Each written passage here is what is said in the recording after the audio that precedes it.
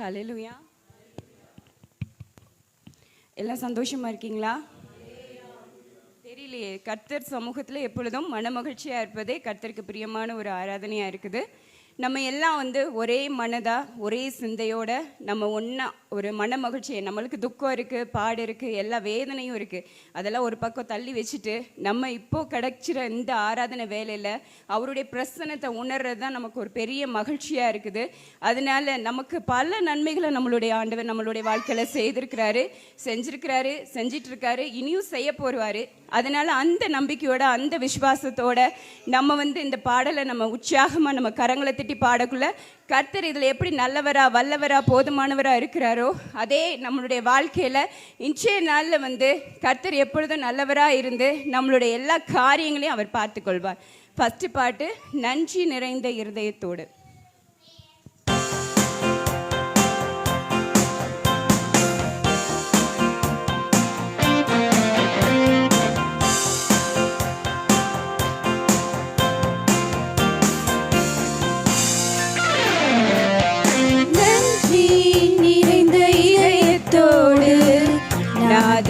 இயேசுவை பாடிடுவேன், நன்றி நிறைந்த இதயத்தோடு நாதன் இயேசுவை பாடிடுவேன். நன்றி பலிகள் செலுத்தியே நான் வாழ்நாளெல்லாம் உம்மை ஆராதிப்பேன். நன்றி பலிகள் செலுத்தியே நான் வாழ்நாளெல்லாம் உம்மை ஆராதிப்பேன்.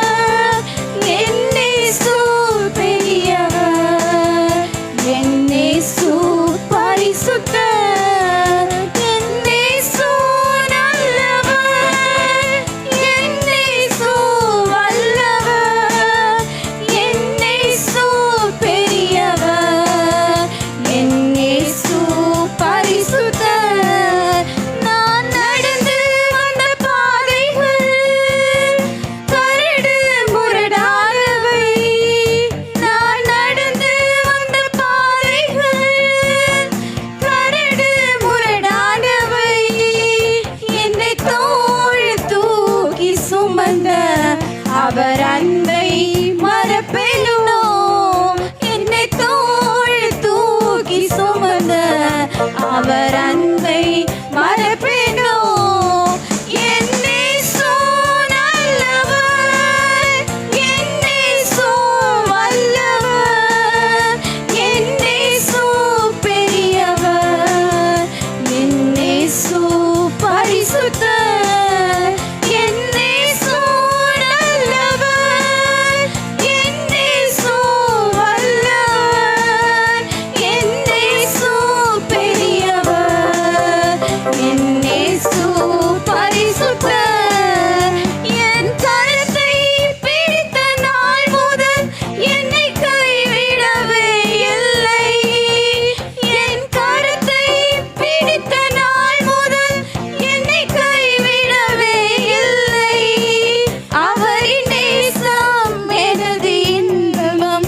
அவர் நாமம் உயர்த்துவேன், அவரின் நேசம் எனது இன்பம், அவர் நாமம் உயர்த்துவேன்.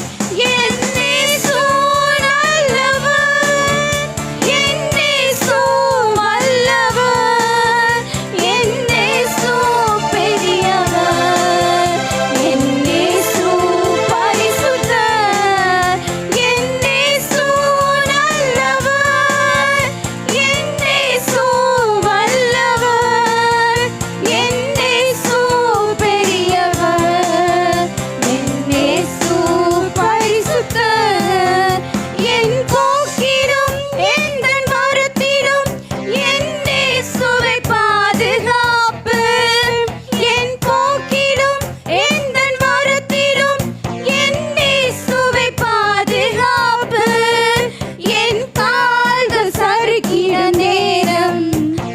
கிருபை தாங்கிடுமே, என் கால்கள் சறுக்கின நேரம் அவர் கிருபை தாங்கிடுமே. என் இயேசு நல்லவர்,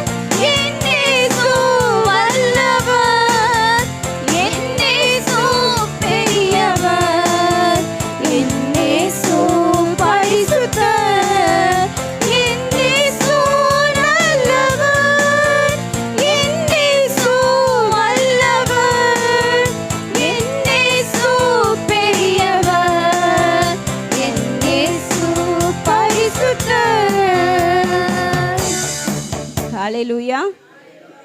இந்த பாட்டில் பாடுன மாதிரி கர்த்தர் எல்லாத்துக்கும் எப்படிப்பட்டவராக இருக்கிறாரு? நல்லவராகவே இருக்கிறாரு. அவர் நல்லவர் என்று நம்ம உயர்த்த தான் கர்த்தர் நம்மளுடைய வாழ்க்கையில் எல்லா காரியத்தையும் அவர் சரி செய்ய வல்லவராக இருக்கிறார். இப்போ இதே உற்சாகத்தோட அடுத்து ஒரு பாட்டில் பாடுவோம் நம்ம. நீர் நம்ப பண்ணின உந்தன் வாக்குகளை. நம்மளுடைய வாழ்க்கையில் கர்த்தர் எவ்வளோ வாக்கு தத்துவங்களை கொடுத்துருக்காரு. நம்ம தாயின் கருவில் இருந்து வெளிவந்த நாள் வரைக்கும் அப்போலேருந்தே நமக்கு ஒரு வாக்கு தத்துவங்களை கொடுத்துட்டே இருக்காரு. வருஷம் ஆரம்பித்தப்போ ஒரு வாக்கு தத்துவம், மாதம் ஒரு வாக்கு தத்துவம், வாரம் ஒரு வாக்கு தத்துவம், நம்ம மெசேஜ் கேட்கக்குள்ள பைபிள் படிக்கக்குள்ள இப்படி ஒவ்வொரு வாக்கு தத்துவங்களை கர்த்தர் கொடுத்துக்கிட்டே இருக்காரு. அப்போ நம்ம ஏன் நினைப்போம், இவ்வளோ வாக்கு தத்துவங்களை கொடுக்குறீங்களே, ஆனால் ஏன் எனக்கு நடக்க மாட்டேங்குது அப்படின்னு அந்த எண்ணத்தோட நம்ம இருப்போம். ஆனா கர்த்தர் சொல்றாரு, நீ ஃபர்ஸ்ட் நம்பு, அதுக்கப்புறம் நான் உனக்கு செய்ய வேண்டியதெல்லாம் செய்வேன். வாக்கு கொடுத்த தேவன் மாறாதவர், உண்மையுள்ளவரா இருக்கிறாரு. அதனால இந்த பாட்டை நம்ம பாடக்குள்ள உற்சாகமா கர்த்தரை நம்பி இந்த பாட்டை நம்ம பாடக்குள்ள கர்த்தர் நமக்கு எல்லாவற்றையும் செய்ய வல்லவராக இருக்கிறாரு. நம்ம இந்த நாட்களில் என்ன நோக்கத்தோட என்ன காரியத்துக்கோட வந்திருக்கோமோ இந்த நம்ம பாட்டை உற்சாகமா அவரை நம்பி நம்ம பாடக்குள்ள கர்த்தர் எல்லாவற்றையும் செய்ய வல்லவராக இருக்கிறார். நீ நம்ப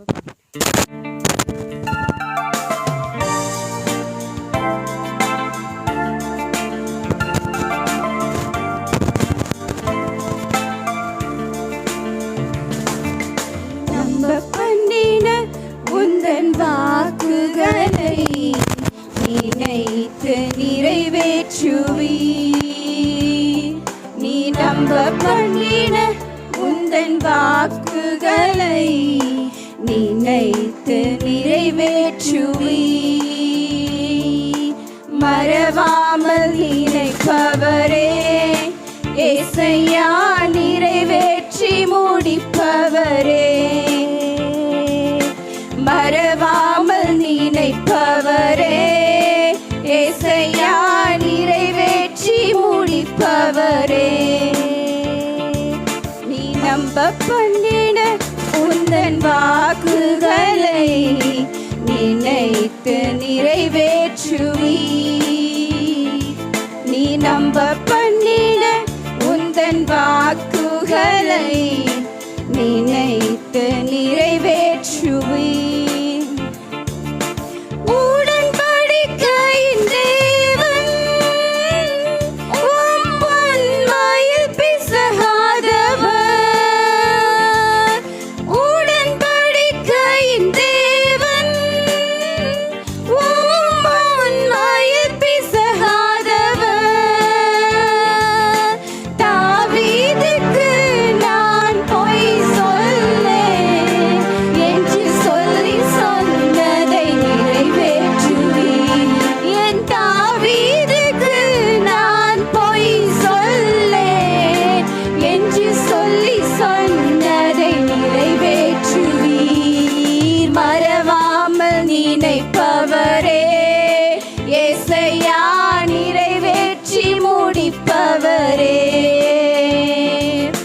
மறவாமல் நினைப்பவரே ஏசையா, நிறைவேற்றி முடிப்பவரே. நீ நம்ப பண்ணின உந்தன் வாக்குகளை நினைத்து நிறைவேற்றுவி. நீ நம்ப பண்ணின உந்தன் வாக்குகளை நினைத்து நிறைவேற்றுவி. சொன்னதை செய்து முடிப்பே, நீர் முடித்து தீர்க்கும் மட்டும் கைவிட மாட்டே. சொன்னதை செய்து முடிப்பே, நீர் முடித்து தீர்க்கும் மட்டும் கைவிட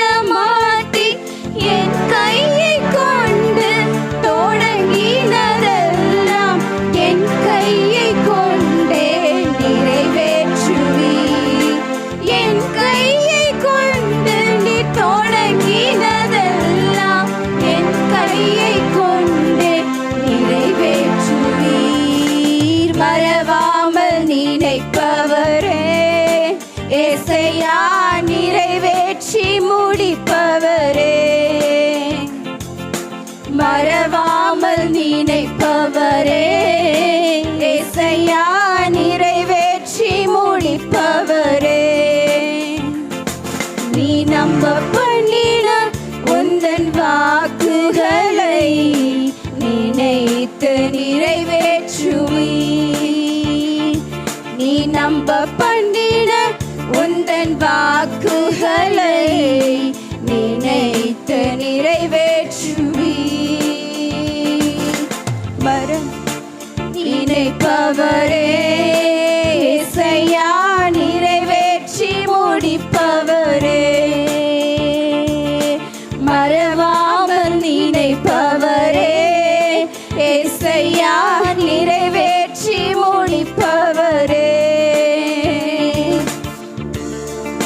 இந்த பாட்டில் நீங்கள் கவனிச்சிங்களா? செகண்ட் இது சொன்னதை செய்து முடிப்பீர், நீ முடித்து தீர்க்கும் மட்டும் கைவிட மாட்டீர்.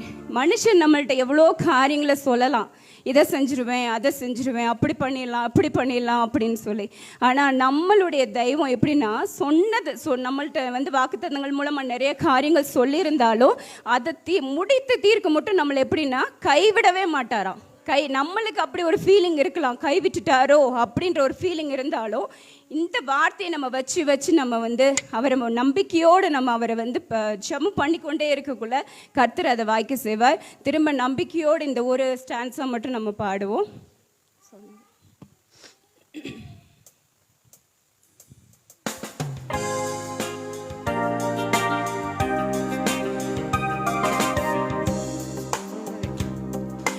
சொன்னதை செய்து முடிப்பீர், நீர் முடித்து தீர்க்கும் மட்டும் கைவிட மாட்டீர். சொன்னதை செய்து முடிப்பீர், நீர் முடித்து தீர்க்கும் மட்டும் கைவிட மாட்டீர். என் கையை கொண்டு நீ தொடங்கினதெல்லாம் என் கையை கொண்டே நிறைவேற்றுவி. என் கையை கொண்டு நீ தொடங்கினதெல்லாம் என் கையை கொண்டே நிறைவேற்றுவி. மறவாமல் நினைப்பவரே ஏசையா நிறைவேற்றி முடிப்பவரே.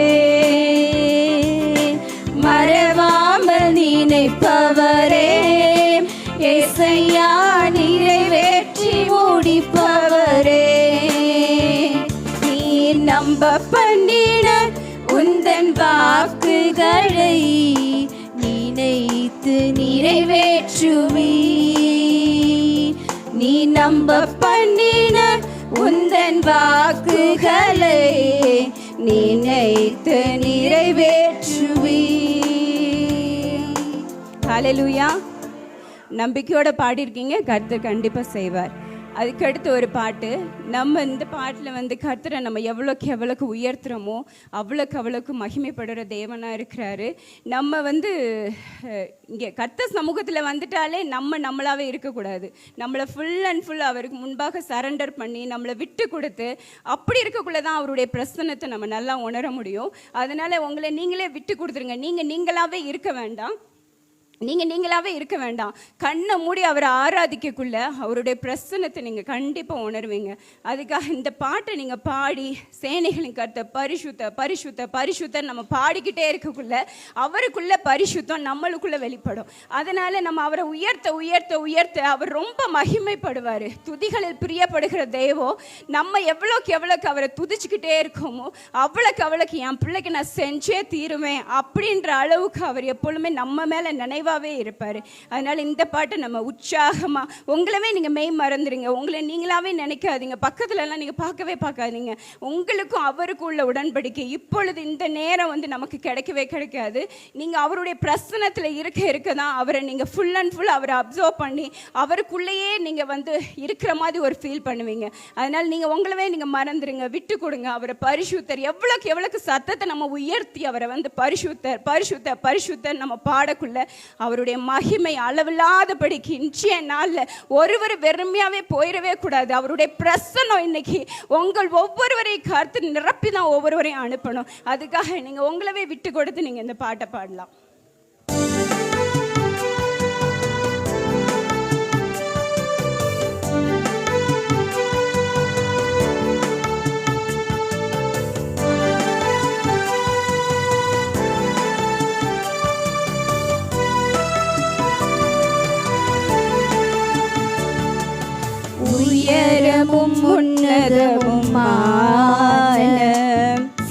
சிங்காசனத்தில் வீற்றிருக்கும் உயரமும் உன்னதமுமான சிங்காசனத்தில் வீற்றிருக்கும் சேனைகளின் கர்த்தராகிய ராஜாவின் கண்கள் காணட்டும். சேனைகளின் கர்த்தராகிய ராஜாவின் கண்கள் காணட்டும். சேனைகளின் கர்த்தர் பரிசுத்தர், சேனைகளின் கர்த்தர் பரிசுத்தர், சேனைகளின் கர்த்தர் பரிசுத்தர், பரிசுத்தர் பரிசுத்தரே, பரிசுத்தர் பரிசுத்தரே. ஒருவராய் சாவாமை உள்ளவர் இவர், சேரக்கூட ஒழிதனில் வாசம் செய்பவர். ஒருவராய் சாவாமை உள்ளவர் இவர், சேரக்கூட ஒழிதனில் வாசம் செய்பவர். அகிலத்தை வார்த்தையால் சிருஷ்டித்தவர், இயேசுவே உம்மையை ஆராதிப்பேன். அகிலத்தை வார்த்தையால் சிருஷ்டித்தவர், இயேசுவே உம்மையை ஆராதிப்பேன். சேனைகளின் கர்த்தர் பரிசுத்தர், சேனைகளின் கர்த்தர் பரிசுத்தர், சேனைகளின் கர்த்தர் பரிசுத்தர், பரிசுத்தர் பரிசுத்தரே, பரிசுத்தர் பரிசுத்தரே. ஆதியும் அந்தமுமானவர் இவர், அல்பாவும் ஒமேகாவுமானவர் இவர். ஆதியும் அந்தமுமானவர் இவர், அல்பாவும் ஒமேகாவுமானவர் இவர். இருந்தவரும் இருப்பவரும் சீக்கிரம் வரப்போகும் ராஜா இவர். இருந்தவரும் இருப்பவரும் சீக்கிரம் வரப்போகும் ராஜா இவர். சேனைகளின் கர்த்தர் பரிசுத்தர், சேனைகளின் கர்த்தர் பரிசுத்தர், சேனைகளின் கர்த்தர் பரிசுத்தர், பரிசுத்தர் பரிசுத்தரே, பரிசுத்தர் பரிசுத்தரே. எல்லா நமத்திலும் மேலானவர், முழங்கால்கள் முடங்கிடும் ஜீவனுக்கு முன். எல்லா நமத்திலும் மேலானவர், முழங்கால்கள் முடங்கிடும் இவருக்கு முன். துதிகன மகிமைக்கு பாத்திரரே, தூயவரே சுவை உயர்த்திடுவேன். துதிகன மகிமைக்கு பாத்திரரே, தூயவரே சுவை உயர்த்திடுவேன்.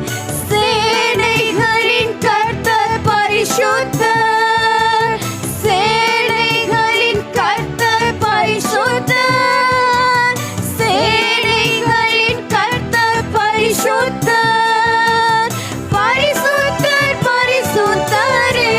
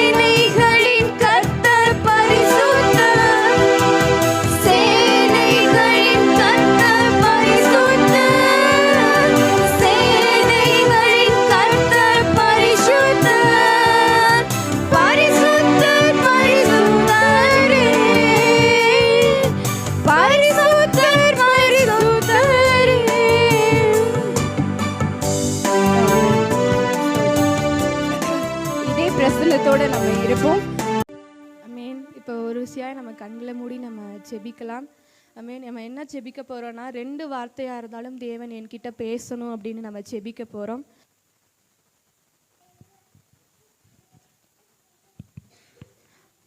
ஸ்தோத்திரம் ஏசப்பா, உமக்கு நன்றி ஆண்டவரே. ஏசப்பா ஸ்தோத்திரம் அப்பா. அப்பா இந்த சங்கீத பகுதியில் அப்பா 2 வார்த்தையாக இருந்தாலும் அப்பா அது ஒவ்வொருத்தரோட ஏசப்பா ஒவ்வொருத்தரோட இருதயத்தை தொடட்டும் ஆண்டவரே. அப்பா ஸ்தோத்திரம் அப்பா. அப்பா ஸ்தோத்திரம் ஆண்டவரே. தேவன் அப்பா ஒவ்வொருத்தரோட இருதயத்தை நீங்கள் தொட போகிறதுக்காக உமக்கு நன்றி அப்பா. ஏசு நாம் ஜெபிக்கிறோம் நல்ல பிதாவே. ஆமேன் ஆமேன் ஆமேன். சங்கீதம் 112 அது ஒருவர் மாற்றி ஒருவர் நம்ம வந்து வாசிக்கலாம். நான் ஒரு அதிகாரம் வாசிக்கிறேன், நீங்கள் ஒரு அதிகாரம் வாசிங்க. எல்லார் கையிலையும் வந்து பைபிள் இருக்கணும். சங்கீதம் 112.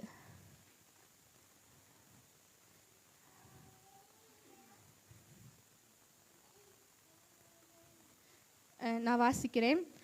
அல்லேலூயா. கர்த்தருக்கு பயந்து அவருடைய கட்டளைகளில் மிகவும் பிரியமாயிருக்கிற மனுஷன் பாக்கியவான்.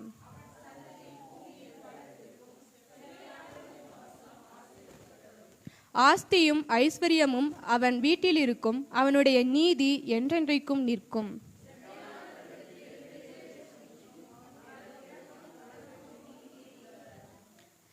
இறங்கி கடன் கொடுத்து தன் காரியங்களை நியாயமானபடி நடப்பிக்கிற மனுஷன் பாக்கியவான்.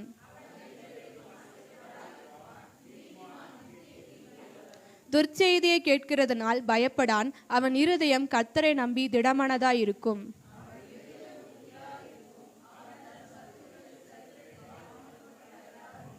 வாரி இறைத்தான், ஏழைகளுக்கு கொடுத்தான், அவனுடைய நீதி என்றென்றைக்கும் நிற்கும், அவன் கொம்பு மகிமையாய் உயர்த்தப்படும். அதை கண்டு மனவடிவாக்கி தன் பற்களை கடுத்து. ஆமேன். இந்த சங்கீத பகுதியில் தேவன் வந்து என்கிட்ட பேசின வார்த்தை என்ன அப்படின்னா, அந்த 7வது வசனம், துர்ச்செய்தியை கேட்கிறதுனால் பயப்படான், அவன் இருதயம் கர்த்தரை நம்பி திடமனதாக இருக்கும். நமக்கு நிறைய சூழ்நிலையில் நிறையா வந்து இப்போ பாடுகள் உபத்திரங்கள் மத்தியில் நம்ம கடந்து போவோம்.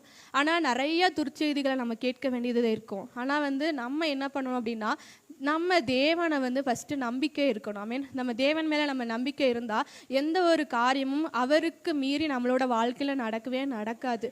ஏன்னா அந்த காரியம் எல்லாமே வந்து தேவன் பார்த்து கொள்ளிருப்பாங்க. ஐ மீன் ஹல்லேலூயா. ஒவ்வொரு காரியமும் தேவன் அவரோட சித்தம்படி தான் நம்மளோட வாழ்க்கையில் செய்வாருன்றி நம்ம வந்து ஏசப்பா இது நடக்குது அப்படின்னு நம்ம கேட்குறோம் அப்படின்னா நம்ம அவிவிசுவாசமாக நிறைய சூழ்நிலைகளை நம்ம பேசி கொண்டு இருக்கிறோம். ஆனால் நம்ம வந்து ஏசப்பா எது நடந்தாலும் உங்கள் சித்தப்படி என்னோட வாழ்க்கையில் நடக்கட்டும் அப்படின்னு நம்ம செபித்து நம்ம ஒவ்வொரு நாளும் விசுவாச அறிக்கையை நம்ம விட்டாலே போதும். ஐ மீன் நம்ம துர்ச்செய்தியை நம்ம கேட்கறதுனால நம்ம இனிமே வந்து என்ன பண்ணணும் அப்படின்னா பயப்படக்கூடாது. தேவன் மேலே நம்ம திடமானதாய் நம்ம இருக்கணும். ஐ மீன் நம்பிக்கையில் நம்ம திடமானதாக இருக்கணும். ஐ மீன் ஏன்னா தேவன் நிறைய சூழ்நிலைகளை நமக்கு பேசி கொண்டு தான் இருக்கிறாங்க. என்ன அப்படின்னா பலன் கொண்டு திடமானதாக இரு அப்படின்னு சொல்லியிருக்கிறாங்க. ஐ மீன் நம்ம நிறைய சூழ்நிலைகள் என்ன அப்படின்னா டக்குன்னு வந்து நம்ம சில சூழ்நிலைகள் ஒரு ஷாக்கான விஷயம் நம்ம கேட்கும் போது டக்குன்னு நமக்கு வந்து ரொம்ப ஒரு மாதிரி அழுக வர ஆரம்பிச்சிடும். நம்ம என்ன பண்ணுறது, அந்த பதட்டத்தில் வந்து என்ன பண்ணுறது நமக்கு தெரியாமல் இருக்கும். ஆனால் நம்ம ஃபஸ்ட்டு நம்ம கர்த்தரை நம்ம நம்பி இருக்கிறோம் அப்படின்னா தேவன் எந்த சூழ்நிலையும் நம்மளை வந்து ஐ மீன் இந்த சூழ்நிலை கடக்க பண்ணியிருக்கிறாங்க அப்படின்னா கண்டிப்பாக அது தேவ சித்தமாக தான் இருக்கும். இந்த சூழ்நிலை எப்படியாவது தேவன் கடக்க பண்ணுவார் அப்படின்ட்டு நம்ம அவர் மேலே ஒரு நம்பிக்கை வைத்திருக்கிறோம். ஐ மீன் அதுதான் தேவன் என்கிட்ட பேசின இந்த வார்த்தை. ஐ மீன் அது ஒவ்வொருத்தட்டையும் பேசியிருப்பாங்க. உங்களோட சூழ்நிலைகள் எப்படின்னு எனக்கு தெரியாது. ஐ மீன் ஆனால் தேவனுக்கு தெரியும். உங்களோட வழிகள் எப்படின்னு எனக்கு தெரியாது. உங்களோட கடன்கள் இல்லை எதுவாக இருந்தாலும் தேவன்கிட்ட நீங்கள் நம்பிக்கையாக இருந்து ஜெபிக்கும் போது கண்டிப்பாக தேவன் அது காரியத்தை வாய்க்க பண்ணுவார். ஐ மீன்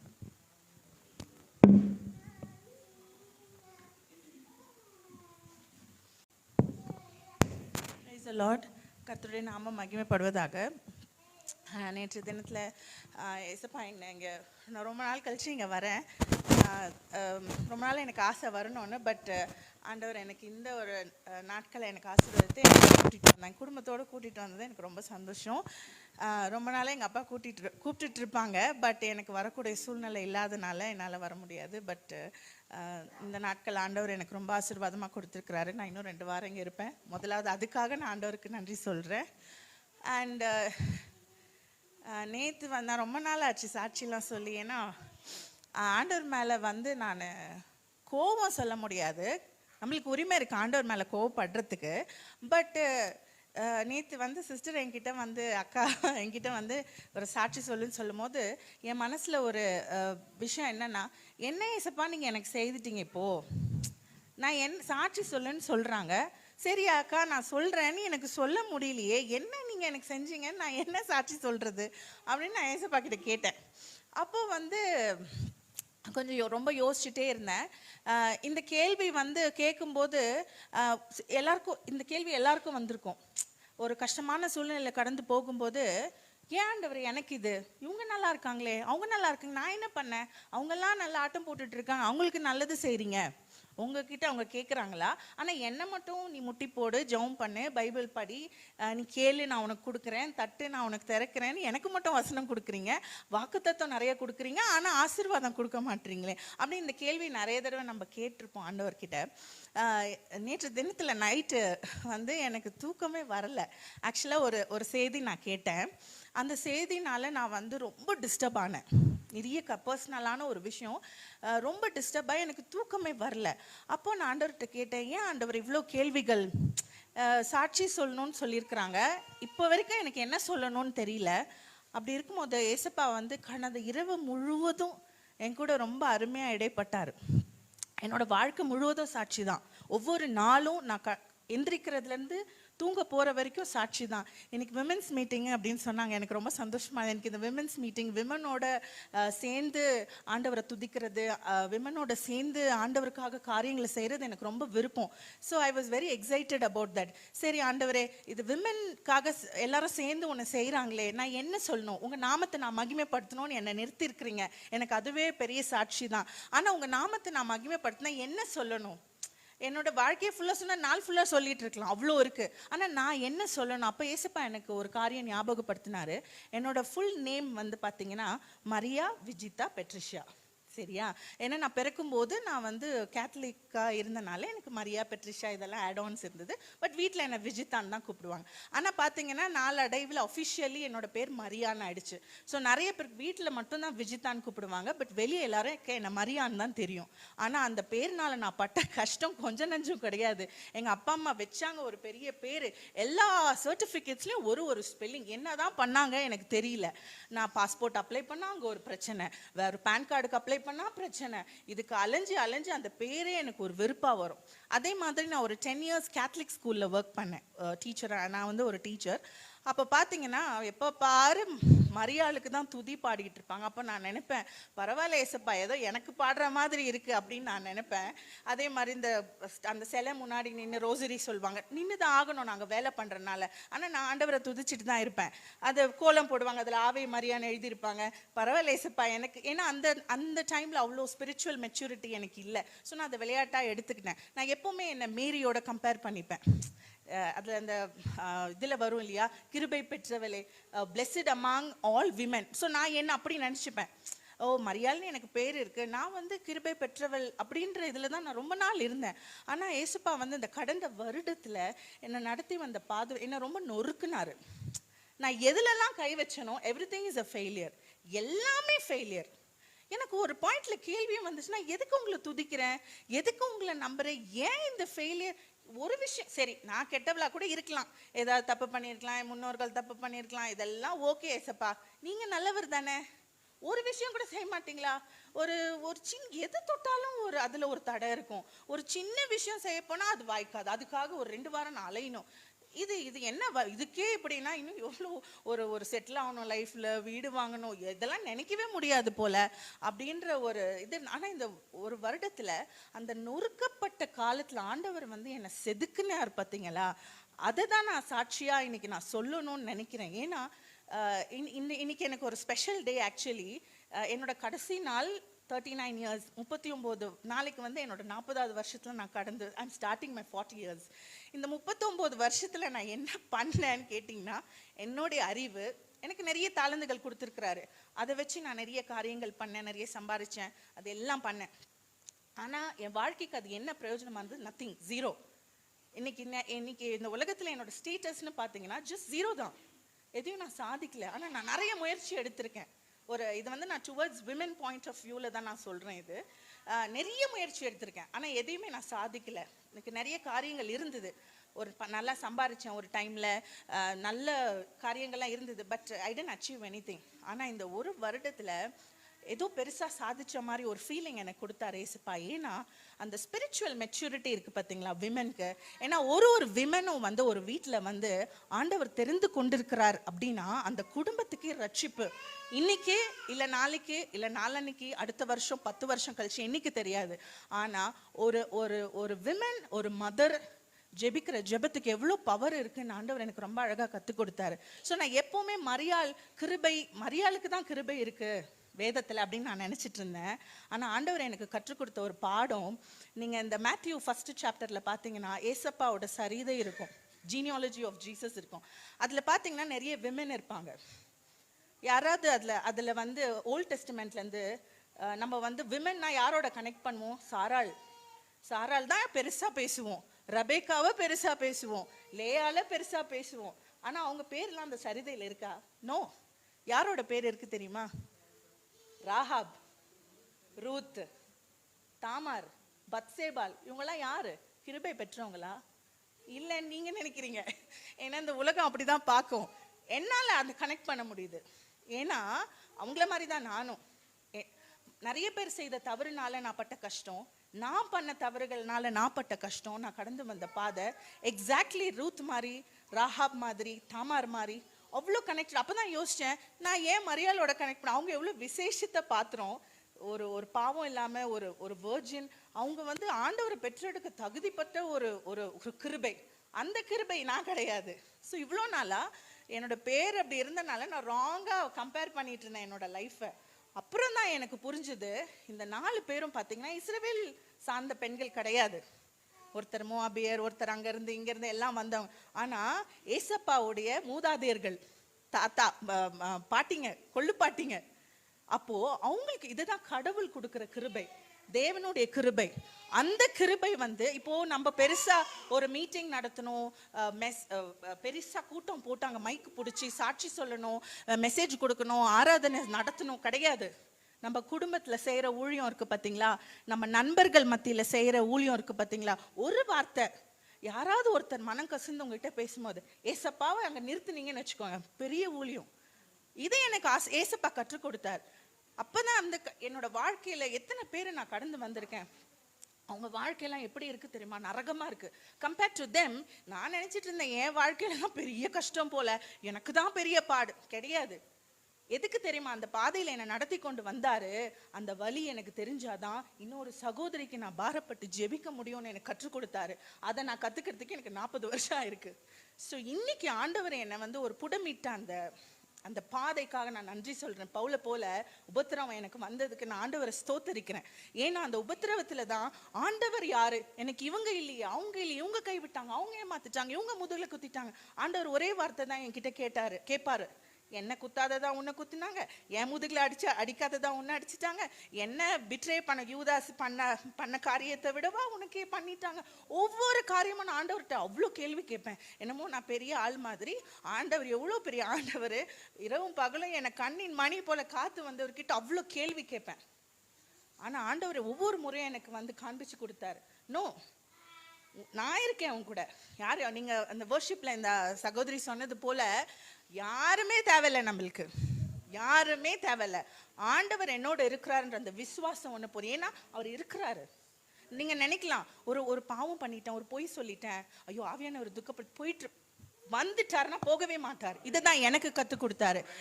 எந்த சூழ்நிலை விழுந்து போனா கூட ஏசப்பா உடனே எனக்கு, ஏன்னா ஏசப்பாவை நம்ம பின்பற்றும் போது அந்த பாவ உணர்வை நம்மளுக்குள்ளேயே வச்சிருப்பாரு. நாட் கில்ட், குற்ற உணர்வு யாருக்குமே இருக்க தேவையில்லை. எஸ்பெஷலி ஃபார் விமென் சொல்றேன். எல்லாரும் குற்றப்படுத்துவாங்க உங்களை. ஒரு டே அண்ட் நைட் பிள்ளைய பார்த்துருப்பீங்க, ஓகேவா? ஒரு செகண்ட் கண்ணசரமா அந்த குழந்தை ஒன்று பண்ணியிருக்கோம், அடிபட்டிருக்கோம், எல்லாரும் உங்களை கை காட்டுவாங்க. இந்த உலகம் குற்றப்படுத்தும். ஆண்டவரோட பார்வை வேற. நீதி உள்ள தேவன். எனக்கு ஆண்டவர் என் மேல எவ்வளவு நீதியா இருக்கிறார், எவ்வளவு இரக்கமா இருக்கிறாருன்னு நான் ரொம்ப கற்றுக்கொண்டேன் இந்த ஒரு வருடத்துல.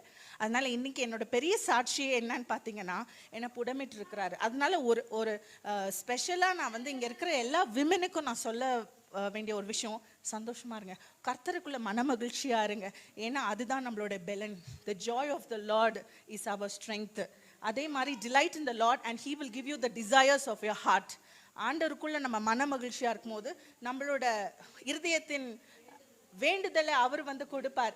வேண்டுதலை கொடுப்பார்னா, ஐயோ ஏசப்பா எனக்கு வந்து ஃபாரின் போகணும், ஃப்ளைட்ல போகணும், அது இல்லை. வேண்டுதலை அவர் கொடுப்பாரு.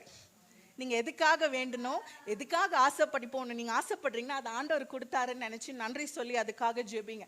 அதுதான் வேண்டுதல், அவர்கிட்ட இருந்து வரணும். உங்களோட டிசையரே அவர் உள்ள வைக்கிறது தான். எனக்கு ஒரு குழந்தை வேணும் ஆசையா இருக்கு ஏசப்பா, அவர் கொடுத்துருக்காரு, ஜெபிங்க அதுக்காக. நீங்க ஆசைப்படுறதோ நம்மளோட இது எதுவுமே கிடையாது. இன்னைக்கு என்னோட சாட்சி, நான் ஒரு 0. ஆனா ஆண்டவர் என் வாழ்க்கையில பெரியவரா இருக்கிறாரு. He's a big God.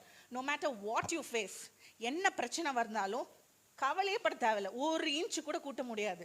நான் அவ்வளோ அழுவேன், தொட்டதுக்கெல்லாம் அழுவேன். தொட்டாசு நீங்க மாதிரி இருந்தேன் என்னோட லைஃப்ல. இன்னைக்கு நான் அப்படி கிடையாது. நான் அழுதேன், நான் ஆண்டவர் சமூகத்துல மாத்திரம்தான் அழுவேன். அதே மாதிரி ஒரு பாயிண்ட், அந்த சிஸ்டர் வந்து இதுல நீங்க சொன்னீங்களா அந்த வசனம், வாட் இஸ் தட், ஒரு கெட்ட செய்தி வரும்போது எனக்கு ரொம்ப அது ஆசீர்வாதமா இருந்தது. ஏன்னா ரீசெண்டாக என்னோட அக்கா ஒருத்தவங்க ஃபாரின்ல இருக்காங்க, அவங்களுக்கு கேன்சர்ன்ற செய்தி வரும்போது நான் ரொம்ப துக்கப்பட்டேன். ஆனால் எனக்கு அழுகெல்லாம் வரல. என்ன ஏசப்பா இது, ஏன்னா நான் அந்த சாவு அந்த காரியங்கள்லாம் நான் சின்ன வயசுலேருந்தே கடந்து வந்தனால டெத்தெல்லாம் என்னை பெருசாக அஃபெக்ட் பண்ணாது. ஆனால் அவங்களுக்காக ஜெபிக்கணுன்ற பாரம் வரும். அப்போது நான் வந்து என்னோட மாமா அத்தை கிட்டலாம் பேசும்போது அழுதாங்க. அப்போ வந்து நான் யோசிச்சேன், எனக்கு ஏன் அழுக வரல, ஒருவேளை நான் எனக்கு அவளை ரொம்ப பிடிக்குமே, ஆனால் ஏன் எனக்கு பாரம் வரல போலன்னு ரொம்ப துடிச்சிக்கிட்டு இருந்தேன். ஆனால் இன்னைக்கு ஆண்டவர் எனக்கு வந்து இது பண்ணது சொன்னது எனக்கு என்னன்னா, இட்ஸ் நாட் லைக் தட். ஆண்டவருக்குள்ள தைரியமா இருக்கேன். ஏன்னா நான் அவளுக்கு ஜெபிக்கிற ஜெபம், ஆண்டவரே அவளுக்கு ஜீவனை கொடுங்க, அது அப்படி நான் கேட்கல. உங்க சித்தம் அவள் வாழ்க்கையில நிறைவே. ஏன்னா அவள் கத்தோலிக்கா இருந்த ஞானஸ்தானம் எடுத்தா, ஆனால் இன்னுமே அந்த பின்னடைவில் தான் இருக்கிறா. அவள் ரட்சிக்கப்படட்டும், அவள் குடும்பம் ரட்சிக்கப்படட்டும், ஆண்டவரே உங்க சித்தம் நிறைவேறட்டும். அதுக்காக அந்த குழந்தைய தேர்ந்தெடுத்திருக்கலாம். அதனால உங்க சித்தம் நடக்கட்டும். அதனால துர்ச்செய்தி வந்து ஒரு ஆண்டவரோட பிள்ளை அசைக்காது அப்படின்னு சொன்னது வந்து எனக்கு ரொம்ப பெலனா இருந்துச்சு. தேங்க்யூ. ஸோ இந்த 40 வருஷத்துல என் வாழ்க்கையில நானா சாதிக்காத விஷயத்த அடுத்த 40 வருஷத்துல ஆண்டவர் என்னை வந்து ஆண்டவர் என் வாழ்க்கையில செய்வாரு. நான் இயேசு கிறிஸ்துவின் நாமத்துல நான் விசுவாசிக்கிறேன். எனக்கு ரொம்ப ரொம்ப ஹாப்பியா இருக்கு. இந்த டைமை கொடுத்த அக்காளுக்கு ரொம்ப தேங்க்ஸ். இயேசு நாமம் மகிமைப்படுவதாக. ஆமென்.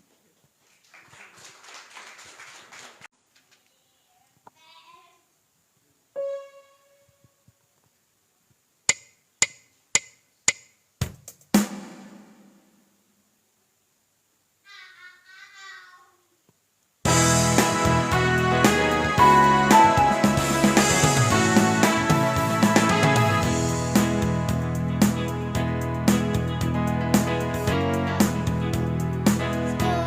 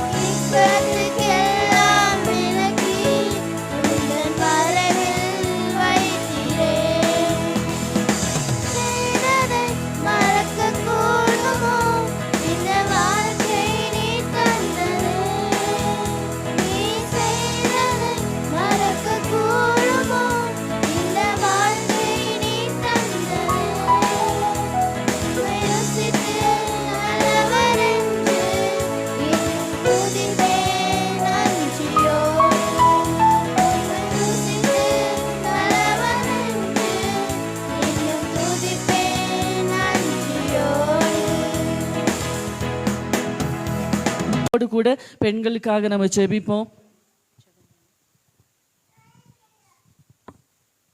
ஸ்தோத்தரிக்கிறேன் பரலோக பிதாவே, துதிக்கிறேன் ராஜா. அல்லேலூயா. ஆவியானவரே ஸ்தோத்திரம்பா, ஸ்தோத்திரம்பா, ஸ்தோத்திரம்பா. இந்த நாள்ல எசப்பா, இந்த பரிசுத்த ஆராதனையில எசப்பா ஸ்தோத்திரம் ஆண்டவரே. அப்பா ஸ்தோத்திரம். பெண்களுக்காக ஜெபிக்க ஆண்டவரே கொடுத்த தருணத்துக்கா எசப்பா மே மனதார எசப்பா நன்றியோடு மே துதிக்கிறோமையா. ஸ்தோத்தரிக்கிறோம், ஸ்தோத்தரிக்கிறோம், ஸ்தோத்தரிக்கிறோம் தகப்பனே. அப்பா ஸ்தோத்திரம். இந்த நேரத்துல எசப்பா எங்க பட்டணத்துல இருக்கிற எல்லா பெண் பிள்ளைகளுக்காக எசப்பா உம்முடைய சமூகத்தை நோக்கி நாங்கள் வருகிறோம் தகப்பனே. அப்பா ஸ்தோத்திரம். இன்று அப்பா ஸ்தோத்திரம் ஆண்டவரே. பெண்கள் ஆண்டவரே ஸ்தோத்திரம் கடந்து போற ஒவ்வொரு பாதைகளும் எசப்பா ஸ்தோத்திரம் கரடு முரடானவைகள் ஆண்டவரே. அப்பா ஸ்தோத்திரம். இன்னைக்கு பிறந்த குழந்தை முதல் ஆண்டவரே வயதாய் ஆண்டவரே ஸ்தோத்திரம் மரணத்துக்கு ஏதுவாய் இருக்கிற பெண்கள் வரைக்கும் ஆண்டவரே ஸ்தோத்திரம் இன்று நடக்கிற ஆண்டவரே ஒவ்வொரு விபத்துகள், போராட்டங்கள், பிரச்சனைகள் எசப்பா எங்க போனாலும் எசப்பா பாதுகாப்பே இல்ல தகப்பனே. அப்பா ஸ்தோத்திரம். ஸ்கூலுக்கு கடந்து போனாலும் எசப்பா பாதுகாப்பு இல்ல, வீட்டுல தனிமையில இருந்தாலும் பாதுகாப்பு இல்ல எசப்பா ஸ்தோத்திரம் ஆண்டவரே. இந்த சூழ்நிலைகள் மாறட்டும் தகப்பனே. அப்பா ஸ்தோத்திரம் ஆண்டவரே. பாதுகாப்பின் கருத்துக்குள் ஆண்டவரே ஒவ்வொரு பெண்களும் வர கிருபை தரும்படியா கூட நாங்கள் ஜெபிக்கிறோம் தகப்பனே. எல்லா இடத்திலும் ஏசப்பா உம்முடைய கரம் இருக்கும்படியா கூட நாங்கள் ஜெபிக்கிறோம் தகப்பனே. ஒவ்வொரு பெண்களுக்கு ஏசப்பா விசேஷித்த ஞானத்தினால் ஏசப்பா நீர் நிரப்பும்படியா கூட நாங்கள் ஜெபிக்கிறோம் தகப்பனே. ஏசப்பா ஸ்தோத்திரம், ஸ்தோத்திரம், ஸ்தோத்திரம் ஆண்டவரே. உம்முடைய பாதுகாப்பு இல்லாமல் ஆண்டவரே ஒருத்தராலே ஆண்டவரே பாதுகாக்கவே முடியாது தகப்பனே. அப்பா ஸ்தோத்திரம், ஸ்தோத்திரம், ஸ்தோத்திரம் ஆண்டவரே. அப்பா ஸ்தோத்திரம் ஆண்டவரே. அப்பா இந்த நாள்ல ஆண்டவரே ஸ்தோத்திரம் இந்த ஆராதனையில ஆண்டவரே ஸ்தோத்திரம் பெண்களாய் இணைந்து நடத்துற பெரிதான கிருபையை கொடுத்திருக்கிறீங்க. நன்றி ஏசப்பா ஸ்தோத்திரம் ஆண்டவரே. எங்க சபைக்காக நான் ஜெபிக்கிறோம் ஆண்டவரே. சபையில இருக்கிற எல்லா பெண்களுக்காக நாங்கள் ஜெபிக்கிறோம். நீர் கொடுத்த ஒவ்வொரு தாளந்துக்காய் ஏசப்பா மனதார நன்றி செலுத்துகிறோம் தகப்பனே. ஆண்டவரே ஸ்தோத்திர. விசேஷித்த விதமா ஆண்டவரே ஸ்தோத்திரம் பெண்களை ஆண்டவரே நீர் படைத்திருக்கிறாயா ஸ்தோத்தரிக்கிறோம் தகப்பனே. அப்பா ஸ்தோத்திரம். எங்க சபையில இருக்கிற எல்லா பெண்களையும் ஏசப்பா விசேஷித்த விதமா ஏசப்பா நீர் உருவாக்கும்படியா கூட ஜெபிக்கிறோம் தகப்பனே. இந்த வருடத்துல ஆண்டவரே 5 வருடத்தை முடித்து 6வது வருடத்துல ஏசப்பா ஸ்தோத்திரம் நாங்க கால் எடுத்து வைத்திருக்கிற ஆண்டவரே சபையில இருக்கிற எல்லா பெண்களும் ஏசப்பா ஸ்தோத்திரம் இந்த வருடத்துல ஒரு மாற்றத்தை காண கிருபை தாங்க ஏசப்பா. இந்த வருடத்துல ஆண்டவரே இங்க இருக்க எல்லா பெண்களும் ஏசப்பா அப்பா ஸ்தோத்திரம் ஆண்டவரே இந்த வருடத்துல ஆண்டவரே ஸ்தோத்திரம் அப்பா ஒரு புதிய மாற்றத்தை ஏசப்பா எங்களுக்குள் கரும்படியா கூட ஜெபிக்கிறேன் தகப்பனே. அப்பா இந்த வருடத்துல ஆண்டவரே ஸ்தோத்திரம் இங்க இருக்கிற எல்லா பெண்களும் ஆண்டவரே ஸ்தோத்திரம் வீட்டிலையும் சரி ஆண்டவரே சபையிலையும் சரி ஏசப்பா ஒரு தூணாக ஆண்டவரே எங்கள் ஒவ்வொருவரையும் நிறுத்தும்படியா கூட நாங்கள் ஜெபிக்கிறோம் தகப்பனே. இந்த வருடத்துல ஆண்டவரே நீர் கூட சொல்லியிருக்கிறீர் ஆண்டவரே மற்றவர்களை போல அல்ல. இந்த வருடத்துல ஆண்டவரே ஒரு மாற்றம் எங்களுக்குள் உண்டாகட்டும் ஏசப்பா ஸ்தோத்திரம் ஆண்டவரே. அப்பா ஜெபிக்கிற வீராங்கனையாக ஆண்டவரே ஒவ்வொருத்தருக்கும் ஆண்டவரே தாளந்துகளை உருவாக்கி கொடுங்க ஏசப்பா. அப்பா ஸ்தோத்திரம் ஆண்டவரே. குடும்பத்திலையும் சரி ஏசப்பா புத்தியுள்ள ஸ்திரீ வீட்டை கட்டுவாள்னு சொன்னது போல ஆண்டவரே புத்தியுள்ள ஸ்திரீயாக ஆண்டவரே நாங்கள் ஒவ்வொருவரும் இருக்க ஏசப்பா நீங்க கிருபை தரும்படியாக கூட நாங்கள் ஜெபிக்கிறோம் தகப்பனே. இது அதிகமாய் வல்லமையா ஏசப்பா எங்கள் ஒவ்வொருவரும் ஏசப்பா நீர் பயன்படுத்தும்படியாக கூட ஜெபிக்கிற ஆண்டவரே. எங்களை பார்க்கிறவர்கள் ஆண்டவரே உண்மை பார்க்கத்தக்கதாக ஆண்டவரே எங்களை உருவாக்கும்படியாக கூட நாங்கள் ஜெபிக்கிறோம் தகப்பனே. மீதியான நேரத்தெல்லாம் பொறுப்படுத்திக் கொள்ளுங்க. சகல துதியும் கனம் மகிமையும் தகப்பன் ஒருவருக்கே ஏறெடுக்கிறோம். இயேசுவின் இன்ப நாமத்தில் ஜெபிக்கிறேன் பிதாவே, ஆமென். இப்பொழுதும் மத்தியில் இருக்கிற ஹானா ஜாய் கீர்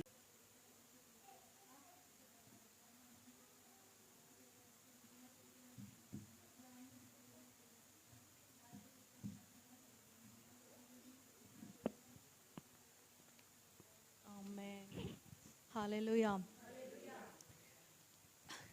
எத்தனை பேர் தேவ பிரசன்னத்தை உணர்ந்து கொண்டே இருக்கிறீங்க? ஹல்லேலூயா. காலையிலிருந்தே தேவ பிரசன்னம் அளவில்லாமல் நம்ம நிறைத்து கொண்டு இருக்கிறது. ஆமென். ஹல்லேலூயா. இப்பொழுதும் கூட ஹல்லேலூயா நம்ம ஆராதிக்க போகிறோம். ஆமென். ஸ்தோத்திரம். இருக்கிற இடத்திலே முடிந்தவர்கள் எல்லாரும் தேவ சமூகத்திலே நாம் எழுந்து நிற்போம். ஹல்லேலூயா. Thank you Jesus. Hallelujah. Hallelujah. Hallelujah. எனக்கு ஒத்தாசை வரும் பர்வதங்களுக்கு நேராக. ஓ ஹalleluya. நம்முடைய கண்களை ஏறெடுப்போம். ரிபா ஷபலபலவோ ரிபா லஷதரலவோ. சொற்ப நேரம் தான் இருக்குது. இதுல ஒரு நிமிஷம் கூட யாருமே வேஸ்ட் பண்ணிடாதீங்க. ஆவியானவர் பலத்த கிரியே நம்ம நடுவுல செய்ய இருக்கிறார். ஓ ஜீசஸ், உங்க ஹalleluya இருதயத்தை ஆவியானவரோடு கூட கனெக்ட் பண்ணுங்க.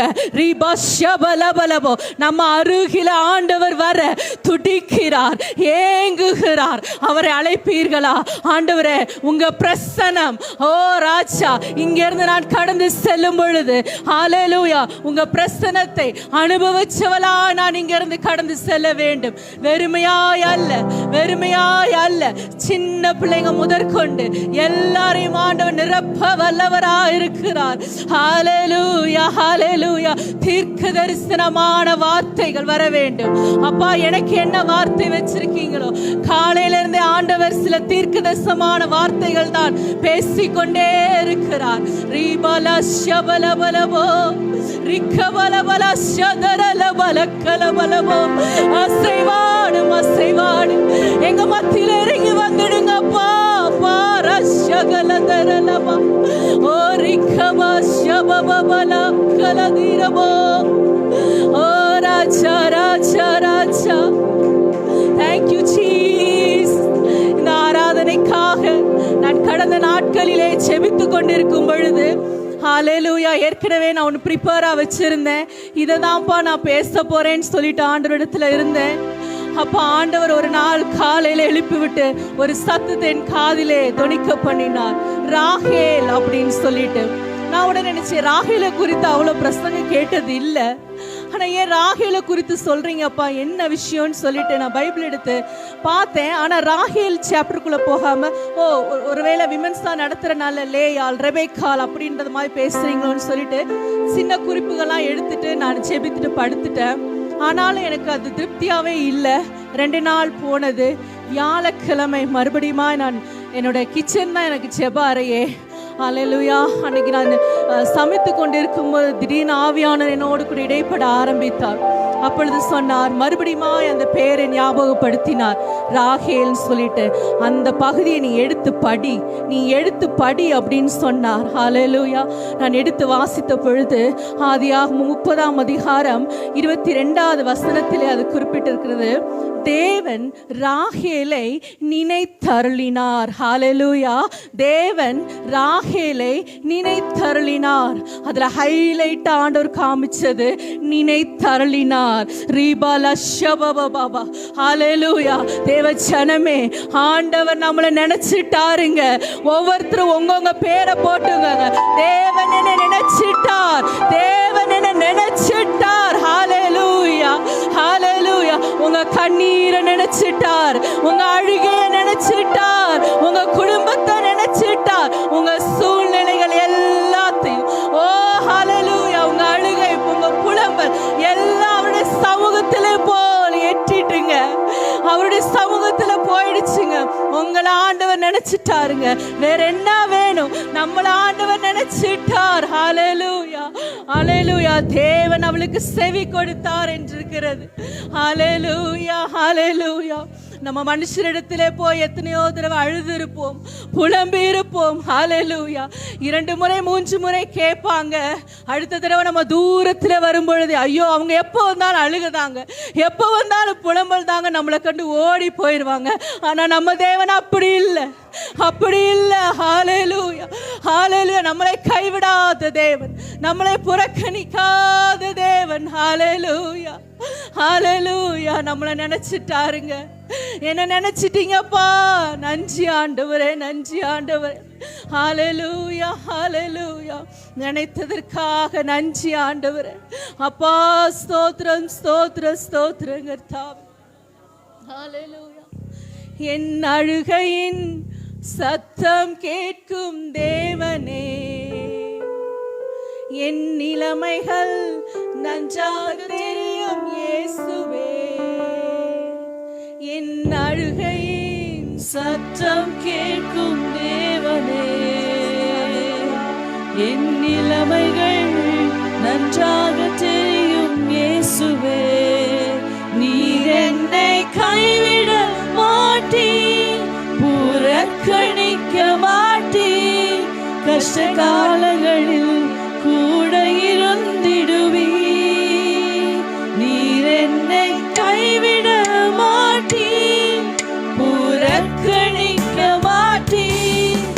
கஷ்ட நாட்களில் என்னோடு கூட இருந்திடுவீர். கைகளை உயர்த்தி நீர் என்னை கைவிட மாட்டீர், புறக்கணிக்க மாட்டீர். கஷ்ட நாட்களில் என்னோடு கூட இருந்திடுவீர். நீர் என்னை கைவிட மாட்டீர், புறக்கணிக்க மாட்டீர். கஷ்ட நாட்களில் என்னோடு கூட இருந்திடுவீர்.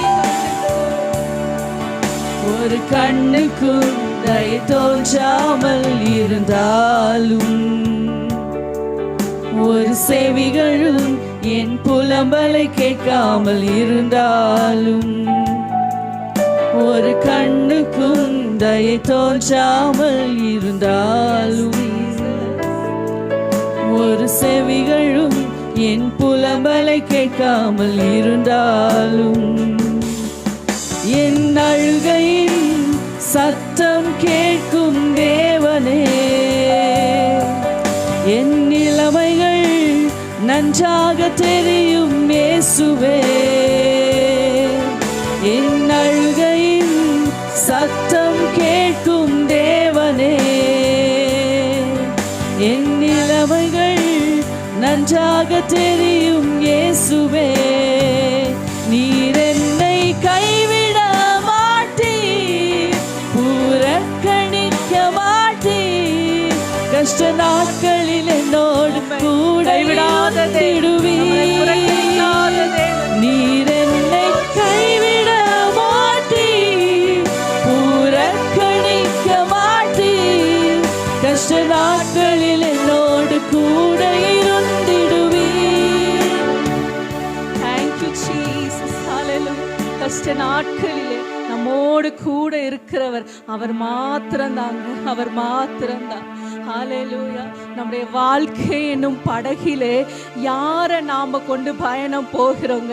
ஹalleluya. நம்ம நினைச்சவங்கள நம்ம கூட வச்சுட்டு பயணம் செய்கிறோமா, இல்லாட்டினா நம்மளை நினைச்சிட்டு இருக்கிறோட கூட நம்முடைய பயணம் இருக்குதா?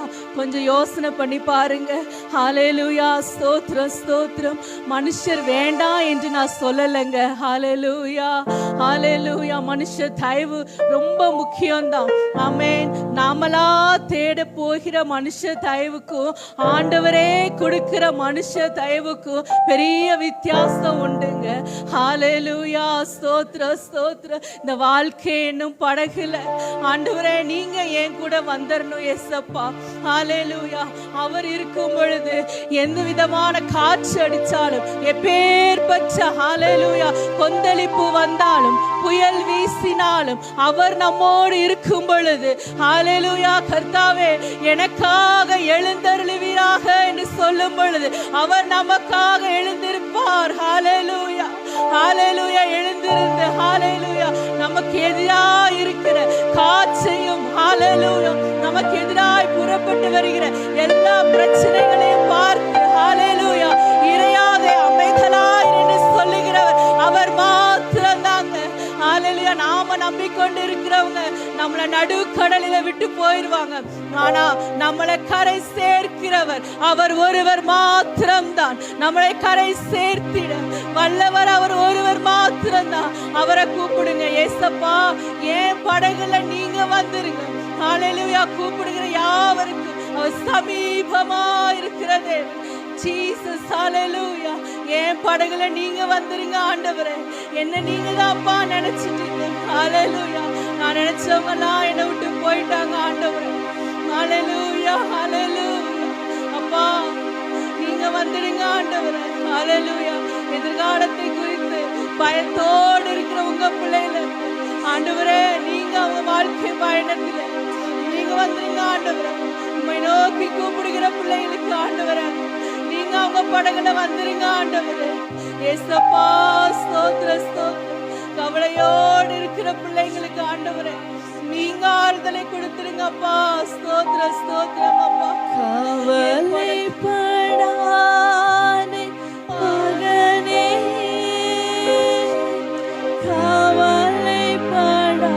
கவலைப்படாதே,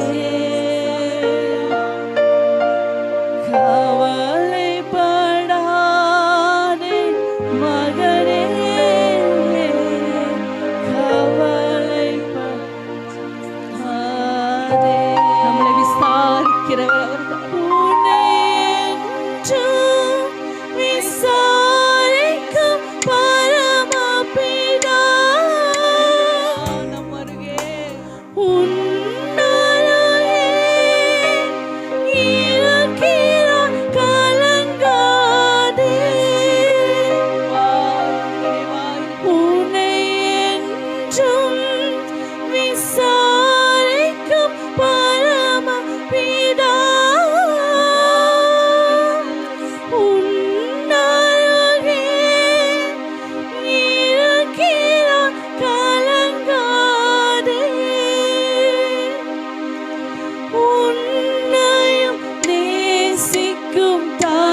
தகப்பனவர் உன் குறையெல்லாம் நீக்கிடுவார். உன்னையும் நேசிக்கும் தகப்பனவர் உன் குறையெல்லாம் நீக்கிடுவார். கவலைப்படாதே மகனே,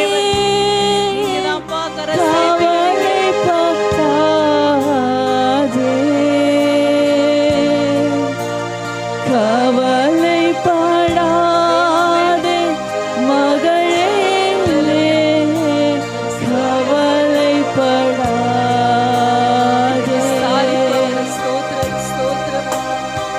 உனென்றும் விசாரிக்கும் பரமபிதா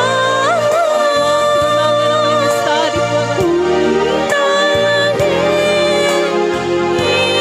இருக்கிறார் கலங்காதே. உனென்றும் விசாரிக்கும் பரமபிதா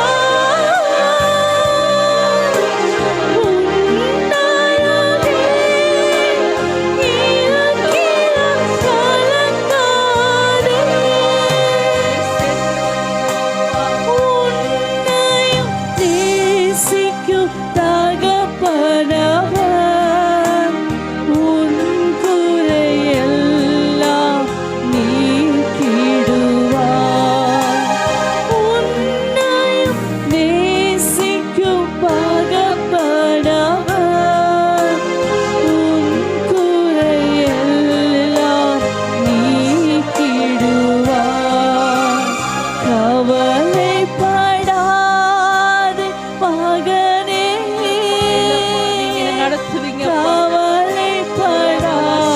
கவலைப்படாதே,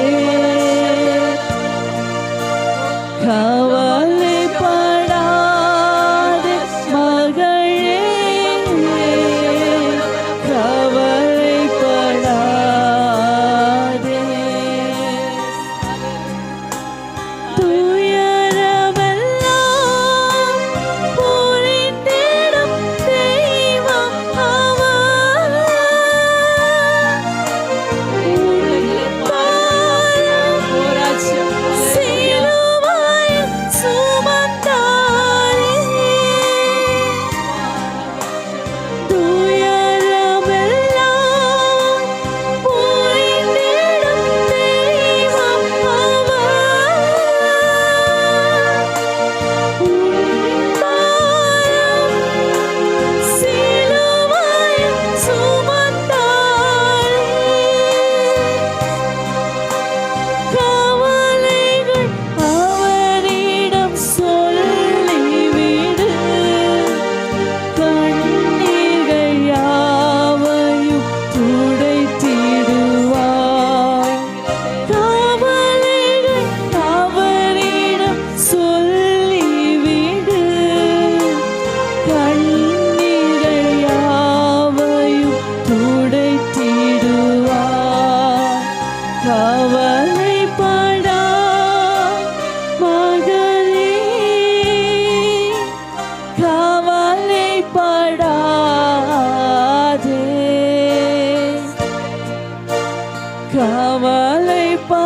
கவலைப்படாதே மகளே, கவலைப்படாதே.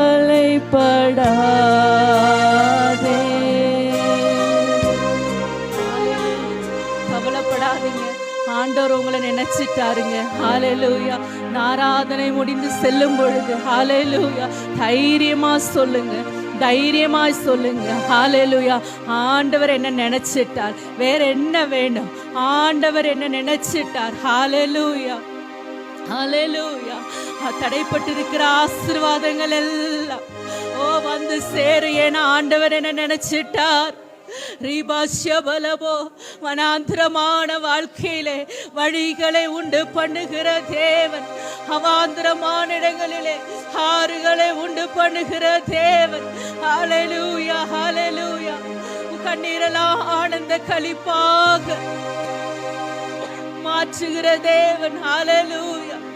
Thank you Jesus. Hallelujah. Hallelujah. என் தேவனே ஸ்தோத்திரம் அப்பா.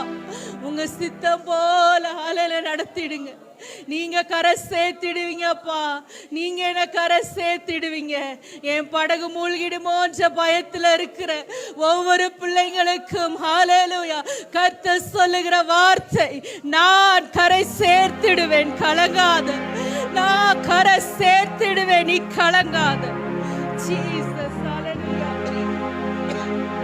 கரை சேர்க்கிற நல்ல கர்த்தரை நம்முடைய படகுல ஏற்றி கொண்டு போவோம். இவ்வளவு நாளா யாரெல்லாம் இருந்தாங்களோ தெரியாது, வேண்டாங்க. ஹalleluya. நீங்க போதே ஏசப்பா, என் படகுல நீங்க வந்துருங்க ஆண்டவரே. ஹalleluya. ஹalleluya. ஏன் மகனே இன்னும் இன்னும் பயம் உனக்கு,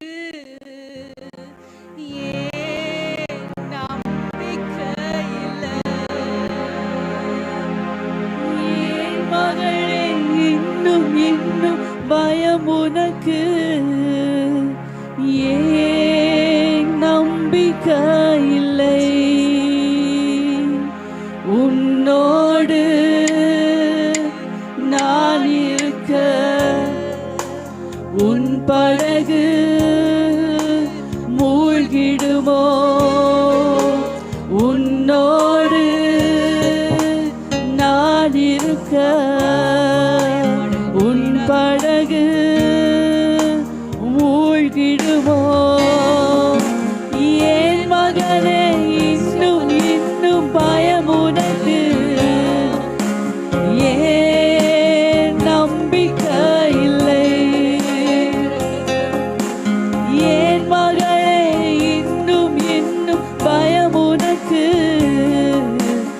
ஏன் நம்பிக்கை இல்லை. வசவரம் உன்னோடு நான் இருக்க உன் படகு மூழ்கிடுமோ. உன்னோடு நான் இருக்க உன் படகு மூழ்கிடுமோ. கரை சேர்ந்திடுவாய், கலங்காதே. கரை சேர்ந்திடுவாய், கலங்காதே. கரை சேர்ந்திடுவாய், கலங்காதே. கரை சேர்ந்திடுவாய், கலங்காதே. நன்றாக கரங்களை தட்டி, அப்பா நீங்க என்ன கரை சேர்த்திடுவீங்க. என் படகுல நீங்க வேணும் எனக்கு. ஹalleluya. ஹalleluya. என்ன நினைச்சதுக்காக நன்றி ஏசப்பா. என்ன நினைச்சிட்டீங்க, நன்றி ஆண்டவரே. ஹalleluya. ஹalleluya. என் வாழ்க்கை ஹalleluya இதுவரை எப்படி என்று தெரியாது. இனிமேல் ஹalleluya அவர் உங்களோடு பயணிக்கும் பொழுது உங்க வாழ்க்கையை தலைகீழாக மாற போகிறது. ஹalleluya. எப்படி ஹalleluya பாதியிலேயே இந்த வாழ்க்கை முடிந்தென்றும் ஹalleluya ஹalleluya நம்மளை கண்ணோக்கி சில ஜனங்கள் நோக்கி கொண்டிருக்கிறாங்கல்ல, எப்படி வாழ்ந்துறாங்க, எப்படி இதை முடிச்சிடுவாங்க என்று உங்களை ஏளனமாய் ஹalleluya பார்த்து கொண்டிருக்கிற மத்தியில கர்த்தர் ஹalleluya ஹalleluya உங்களை கரை சேர்க்க பண்ணுவார். ஓ சத்துருக்களுக்கு முன்பாக ஒரு பந்தியை உங்களுக்கு ஆயத்தப்படுத்தி கொண்டிருக்கிற அந்த நல்ல தேவனை மீண்டும் ஒரு முறை கரங்களை தட்டி அந்நிய பாஷையினாலே ஓ ரஷகல தீரபலபா ரிபலா ஷபபபபபல அந்த அபிஷேகம் ஹalleluya ஹalleluya ஹalleluya ஹalleluya ஆவியானவரே ஒவ்வொருவரை நிரப்புவீராக தைரியமா இங்கிருந்து கடந்து செல்ல வேண்டும். என்ன எங்க அப்பா நினைச்சிட்டார் என்ற தைரியத்தின் அபிஷேகத்தை ஒவ்வொருவருக்கும் கொடுப்பீராக ராஜா. இந்த வேலையில இறங்குவீராக அப்பா. எங்க கரத்தை நீங்க பிடிச்சிடுங்க ஆண்டவரே, எங்க கரத்தை நீங்க பிடிச்சிடுங்கப்பா. ஹalleluya. என் கரத்தை நீங்க பிடிச்சிடுங்கப்பா, என் கரத்தை நீங்க பிடிச்சிடுங்க. ஹalleluya ஹalleluya ஹalleluya. நீங்க பிடிச்சிடுங்க உங்க கரத்தால என்ன நீங்க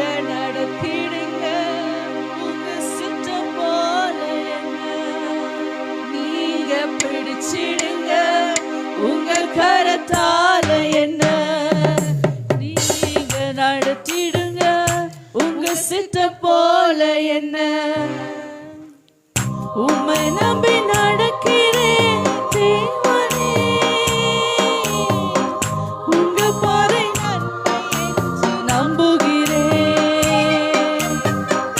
உம்மை நம்பி நடக்கிறேன் தகப்பனே உங்க பாதை நன்மை என்று நம்புகிறேன் நீங்க நடத்திடுங்க உங்க சித்தம் போல என்ன நீங்க பிடிச்சிடுங்க உங்க கரத்தால கரங்களை உயர்த்தி நீங்க பிடிச்சிடுங்க உங்க கரத்தால என்ன நீங்க நடத்திடுங்க உங்க சித்தம் போல என்ன மறுபடியும் நீங்க பிடிச்சிடுங்க உங்க கரத்தால என்ன நீங்க நடத்திடுங்க உங்க சித்தம் போல என்ன ஹalleluya ஹalleluya தைரியமா போங்க என் தேவன் என்ன நினைச்சிட்டார் ஹalleluya இதை விட பெரிய வார்த்தை ஒண்ணும் இல்லைங்க என் தேவன் என்ன நினைச்சிட்டார் ஹalleluya என் வாழ்க்கை படகிலே இனி என் பயணம் என்னை நினைத்தவரோடு கூட ஹalleluya ஹalleluya ஆண்டவருக்கே மகிமை உண்டாவதாக ஆமென் ஆமென் கர்த்தாவே ஸ்தோத்திரம் ஆண்டவரே இதுவரையில ஆராதனையிலே கர்த்தர் ஆண்டவர் எங்களோடு பண்ணதுக்காக நன்றி ஆண்டவரே அப்பா ஸ்தோத்திரம் ஸ்தோத்திரம் அப்பா நீங்க எங்க கரத்தை பிடிச்சிடுங்க ஆண்டவரே எங்களை நினைச்சிட்டீங்க அப்பா நன்றி ஆண்டவரே ஸ்தோத்திரம் ஸ்தோத்திரம் அப்பா நீங்க நினைத்ததற்காக நன்றி ஆண்டவரே அப்பா மீதியுள்ள வேலை உடைய கரத்தில் ஒப்பு கொடுக்கிறோம் இயேசுவின் மூலம் செபிக்கிறோம் நல்ல பிதாவே ஆமென்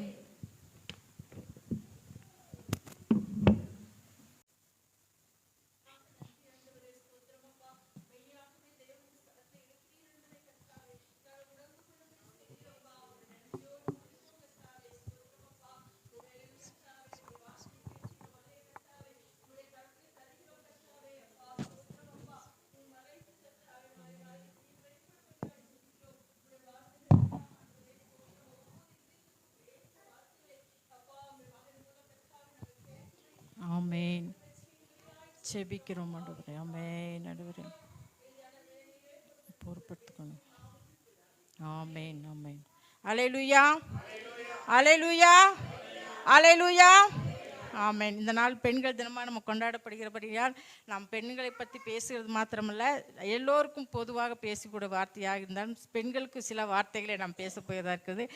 நாம் எடுத்தவர்கள் வாசிப்போம். லூக்கா 2ஆம் அதிகாரம் 36வது வசனமும் 37வது வசனம்.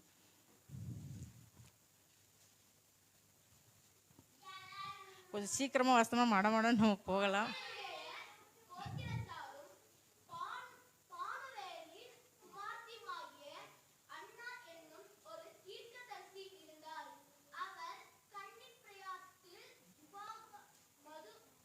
விவாகம் முடிஞ்சது.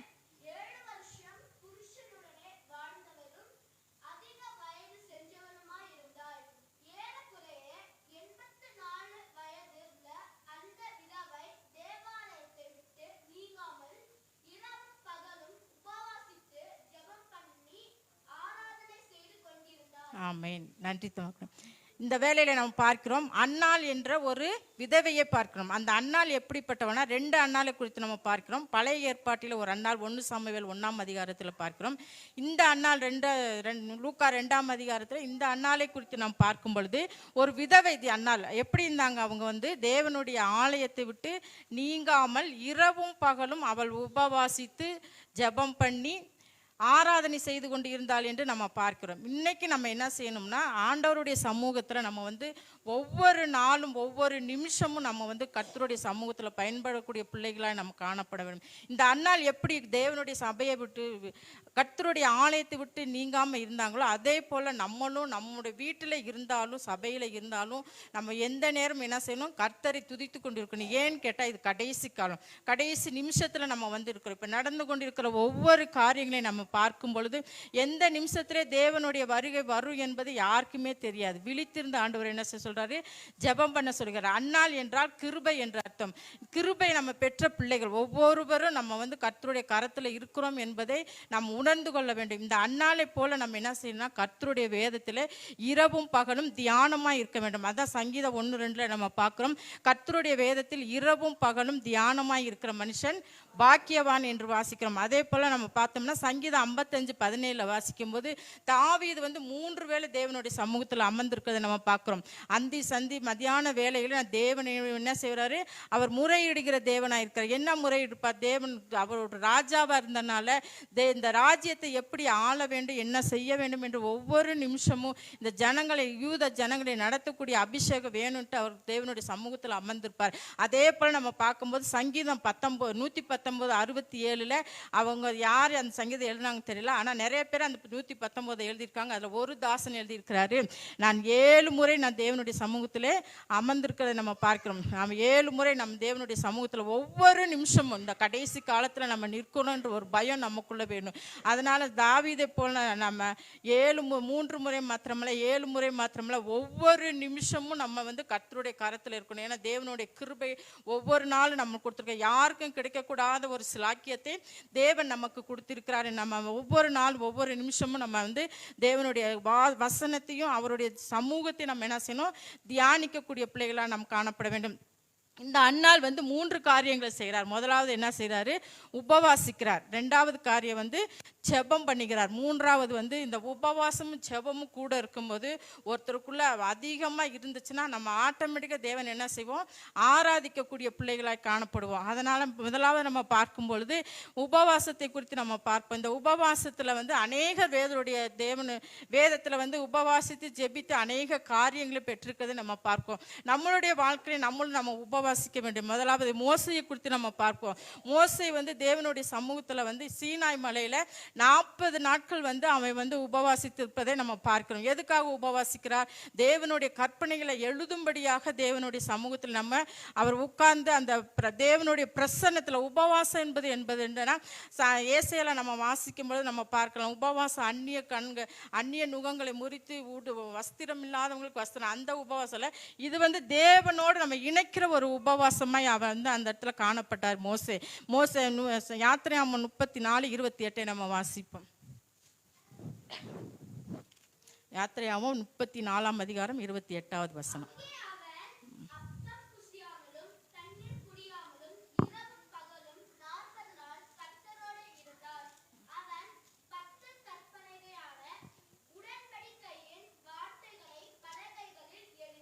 ஆமேன். இந்த இடத்துல நம்ம பார்க்குறோம், ஒரு காரியத்தை நம்ம தேவனுடைய சமூகத்தில் வந்து நம்ம பெற வேண்டும் என்றால், தேவனுடைய அபிஷேகத்தை நம்ம பெற வேண்டும் என்றால், தேவனோடு நம்ம உறவாட வேண்டும் என்பதால், நம்ம உறவாட வேண்டும் என்றால் நம்ம என்ன செய்ய வேண்டும், உபவாசிக்க வேண்டும். அவர் சீன மலையில் உபவாசிக்கும் போது அவர் தண்ணீர் குடியாமலும் புசியாமலும் 40 நாட்கள் தேவ பர்வதத்தில் இருந்தார். அதனால தான் இஸ்ரவேல் ஜனங்கள் மோசையை வந்து முகத்தை பார்க்க முடியாத ஒரு சூழ்நிலை. எப்பெல்லாம் நம்ம போய் தேவனுடைய சமூகத்தில் நம்ம அரைக்கதவை பூட்டி கொண்டு உபவாசிக்க வேண்டும். மனுஷன் இந்த நாளில் உபவாசிக்கிற பிரகாரம் நம்ம உபவாசிக்க கூடாது.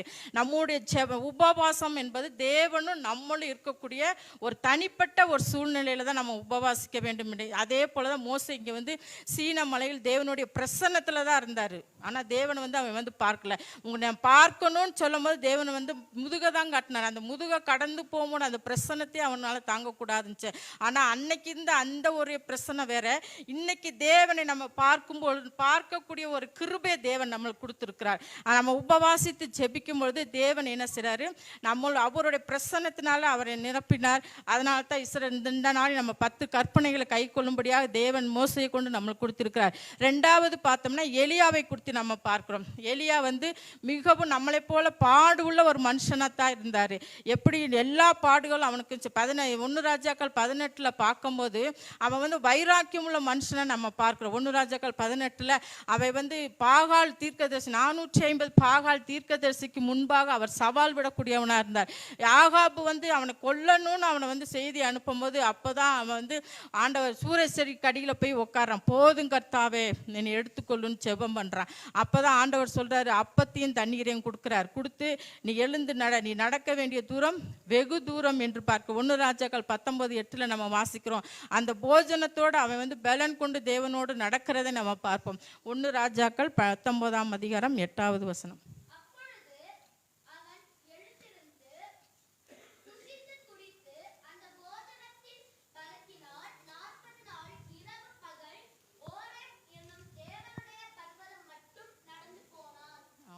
இந்த இடத்துல நம்ம பார்க்கிறோம்.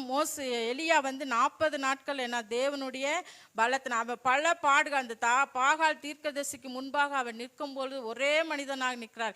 450 பாகால் தீர்க்கதரிசிக்கு முன்பாக எலியா ஒரு ஆள் நிற்கிறாரு.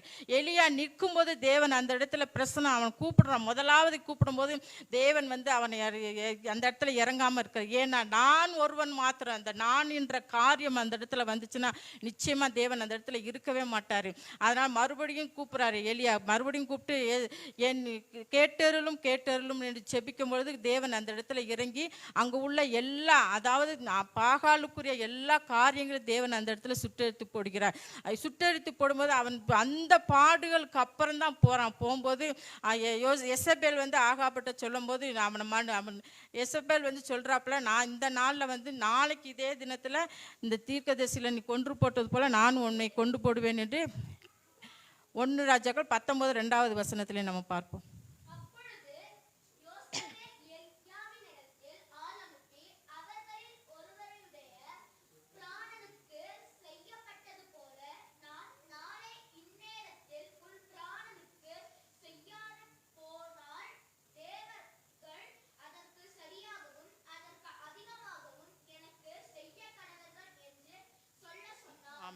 பார்க்குறோம் நம்ம எவ்வளோ ஒரு இக்கட்டான சூழ்நிலை பாருங்க. அவனை கொல்லணுன்ட்டு அவன் வந்து நிற்கும் போது எசபேலினுடைய ஆவி அந்த இடத்துல போகிறான். போய் சோர்ந்து அவனும் நம்மளை போல பாடுள்ள மனுஷன் தான். யாக்கோப்பு 5 நம்ம வாசிச்சது போல தான் அந்த இடத்துல அவன் ரொம்ப நொறுக்கப்பட்டு அதாவது எல்லாத்தையும் அவன் அடிச்சு போட்டு வந்து நின்ன இடத்துல தான் எசபேல் வந்து அவனை கொல்லணும்னு நினைக்கிறான். அப்போ தான் அவன் வந்து ரொம்ப சோர்ந்து போகிறான். அவனா அப்போ நம்ம போல பாடுள்ள மனுஷன் தான் இல்லையா. எவ்வளோதான் அபிஷேக வரங்கள் இருந்தாலும் அவனை கொண்டு தான் தேவன் வந்து எலிசாவை உண்டாக்குனார்.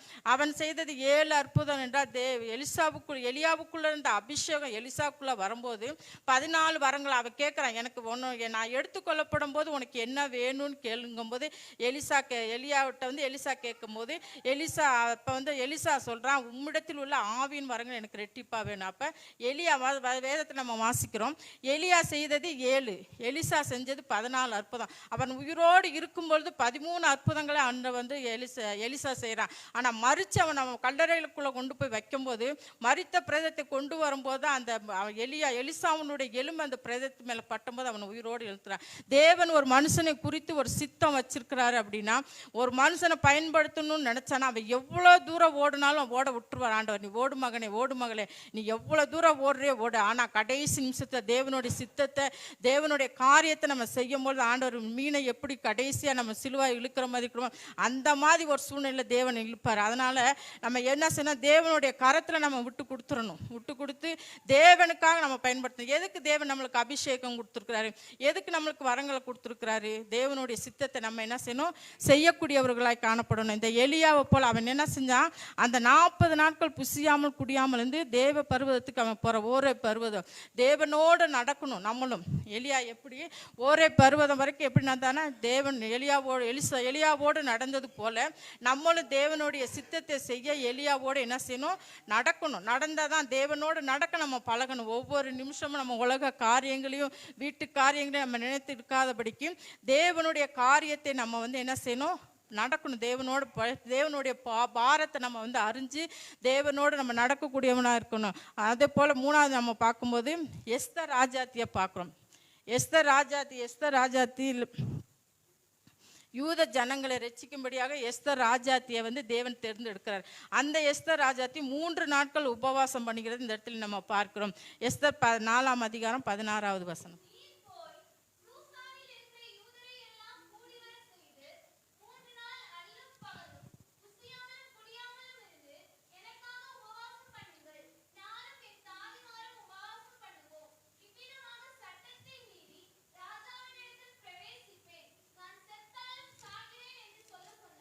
ஆமென். இந்த இடத்துல நம்ம பார்க்குறோம், முதலாவது மோசே உபவாசித்ததை பார்த்தோம். 10 கற்பனைகளை பெரும்படியாக தேவனுடைய பர்வதத்தில் சீனாய் மலையில் நின்றதை பார்த்தோம். ரெண்டாவது எலியாவை குறித்து நம்ம பார்த்தோம். தேவனோடு நம்ம நடக்கணும், தேவனோடு நம்ம இருப்பதற்கு என்ன செய்யணும், உபவாசிக்க வேண்டும். மூன்றாவது இந்த இடத்துல நம்ம பார்க்கும்பொழுது எஸ்தர் ராஜாத்தியை நம்ம பார்க்கிறோம். எஸ்தர் ராஜாத்தி யூத ஜனங்களை மீட்கும்படியாக முன்குறித்த தேவன். எஸ்தர் ராஜாத்தி வந்து இப்போ மொர்தெகாய் வந்து எஸ்தர் ராஜாத்திக்கு ஆமான் வந்து யூத ஜனங்களை அழிக்கும்படியாக அவன் திட்டம் தீட்டினதை வந்து மொர்தெகாய் எஸ்தர் ராஜாத்திட்ட சொல்லும்போது, வாங்க எல்லாரும் சேர்ந்து நம்ம என்ன செய்வோம், உபவாசிப்போம் என்று. நம்ம அது போல தான் நம்ம சபையிலேருந்து ஒரு அறிவிப்பு வரும்போது எல்லாரும் வாங்கணுமோ நம்ம வந்து உபவாசித்து ஜெபிக்கும் பொழுது தேவன் அந்த இடத்துல ஜெயத்தை கொடுக்கக்கூடியவராக இருக்கிறார். எஸ்தரை போல நம்மளும் என்ன செய்யணும், நம்ம முழுசுமாக எவ்வளோ பெரிய உயரத்தில் இருந்தாலும் எவ்வளோ பெரிய உன்னதத்தில் இருந்தாலும் தேவனுடைய சமூகத்தில் நம்ம மண்டியிடும் பொழுது தேவன் நம்மளுக்கு எதிராக எழும்புகிற எல்லா யூத ஜனங்களை அழிக்க வேண்டும் என்று ஆமான் நினைத்தார். ஆனால் தேவனுடைய திட்டம் எங்கன்னது மாறுதலாய் முடிந்ததை நம்ம பார்க்கிறோம். எஸ்தர் ராஜாத்தி போய் உபவாசிக்கிறாங்க, நான் செத்தாலும் சாகுறேன் என்று உபவாசிக்கிறாங்க. உபவாசித்து ஜெபிக்கிற ஜெபத்துக்கு தேவ வல்லமை பயங்கரமா இருக்கும். எந்த காரியம் நம்மளுக்கு வாய்க்கல, எந்த காரியத்துக்கு நம்ம வந்து ஜெபித்துக்கிட்டே இருக்கிறோமோ அதுல ஒரு தடை வருதுன்னா போய் முழங்கால் படிக்கிட்டு தேவ சமூகத்துல வந்து நம்ம உபவாசி ஜெபிக்கணும். உலக காரியத்துக்காக நான் இப்படி ஆசீர்வாதமா இருக்கணும், அப்படி ஆசீர்வாதம் நம்ம போய் ஜெபிக்கிற ஜெபத்தை எல்லாம் மறந்துட்டு இந்த நாளில் நம்ம எதுக்கு கடைசி காலத்தில் நம்ம நிற்கிறோம், எதுக்காக ஜெபிக்கணும், தேவனுடைய அபிஷேகம் பெறணும், தேவனுடைய வல்லமையை பெறணும், தேவனுடைய வரங்களை பெறுவதற்காக என்ன செய்யணும், உபவாசித்து ஜெபிக்க வேண்டும். நம்ம ஜெபிக்கணும். ஒவ்வொரு நாளும் ஜெபிக்கிற ஜெபத்திற்கு தேவன் அவர் பதில் கொடுக்கிறார். ரெண்டாவது காரியமாக ஜெபத்தை குறித்து நம்ம பார்க்கிறோம். 1 சாமுவேல் 1ஆம் அதிகாரம் 10-11 நம்ம வாசிப்போம். அதில் நம்ம பார்க்கும் பொழுது அன்னாள் வந்து ஜெபம் பண்ணுகிறார். அவர் மலடியா இருக்கிறதை நம்ம பார்க்கிறோம்.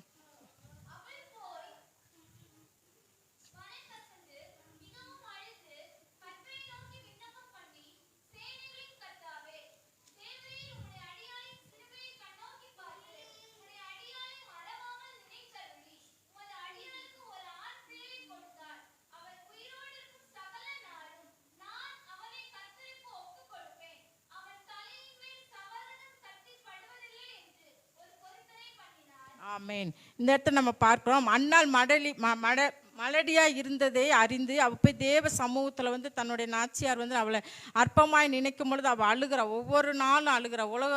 உலகத்துல உட்காந்து அழுகிறத விட்டுப்பட்டு நம்ம தேவனுடைய சமூகத்துல உட்காந்து நம்ம ஜெபம் பண்ணணும். அப்பதான் அதைத்தான் நம்ம வந்து 1 சாமுவேல் 1ஆம் அதிகாரம் 10-11 அவ போய் என்ன பண்ணா தேவனுடைய சமூகத்துக்கு போறா. தேவனுடைய சமூகத்துல போய் உட்காந்து ஜெபம் பண்றாங்க. அப்ப ஜெபம் பண்ணும் போது 10-11 வசனத்துல அவ என்ன செய்றா, அழுது புலம்புகிறா. அதை பார்த்து ஏலி வந்து இது பண்றாங்க. அப்ப அத 10-11 வந்து அவ விண்ணப்பம் பண்ணிக்கிறா தேவ சமூகத்துல, ஏசப்பா எனக்கு ஒரு பிள்ளைய தாங்க ஆண்டவரே, தந்தா நான் வந்து இப்படி பிரதிஷ்டை பண்ணி அவங்க ஜெபிக்கும் பொழுது 18வது வசனத்துல அவளுக்கு வந்து அவ வந்து துக்கமுகமா இருக்கவில்லை. அது வரைக்கும் அவ துக்கமுகமா தான் இருந்தா. ரொம்ப வேதனைப்பட்டா, பிள்ளை இல்லைன்ட்டு. பிள்ளை இல்லைன்னா எவ்வளோ ஒரு கஷ்டம்னு உலகத்துல இருக்கவங்களுக்கு தெரியும். ஆனா நம்ம தேவனை நாமத்தை தரித்திருக்கிறார். தேவன் நம்மளுக்கு ஒரு குறைவு இல்லாம அதினதினே அது நேர்த்தியான கட்ட நம்மளை நடத்தக்கூடிய தேவனா இருக்கிறார். அதனால நம்மளுக்கு வந்து தேவனுக்கு எந்த நேரத்தில் தன் பிள்ளைக்கு ஏதோ கொடுக்கணும்னு அறிஞ்சிருக்கிறபடினா நம்மளுக்கு அதை குறித்து கவலை இல்லாமல் இருக்கிறோம். அதுதான் அன்னாள் வந்து 18ஆம் வசனத்தில் நம்ம வாசிப்போம்.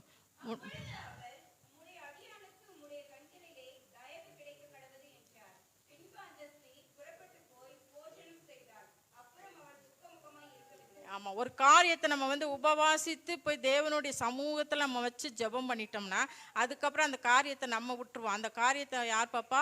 தேவன் பார்த்துக்கொள்வார். அது போல தான் அன்னாலும் ஜெபிச்சு அந்த காரியத்தை அந்த ஆலயத்திலே விட்டுட்டு வந்துட்டாங்க.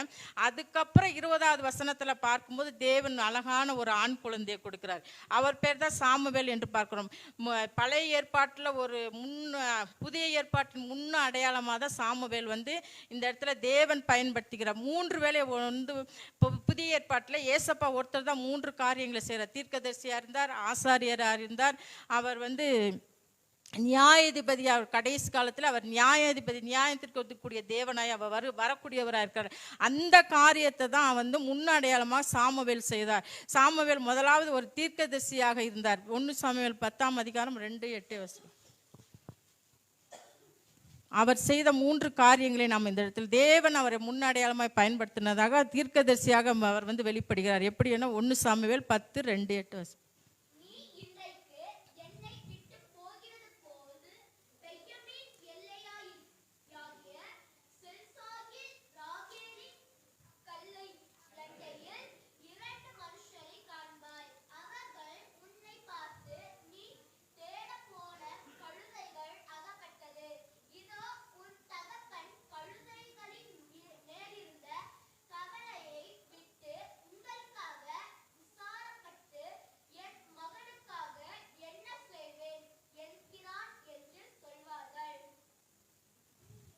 5வது வசனத்தை வாசிப்போம்.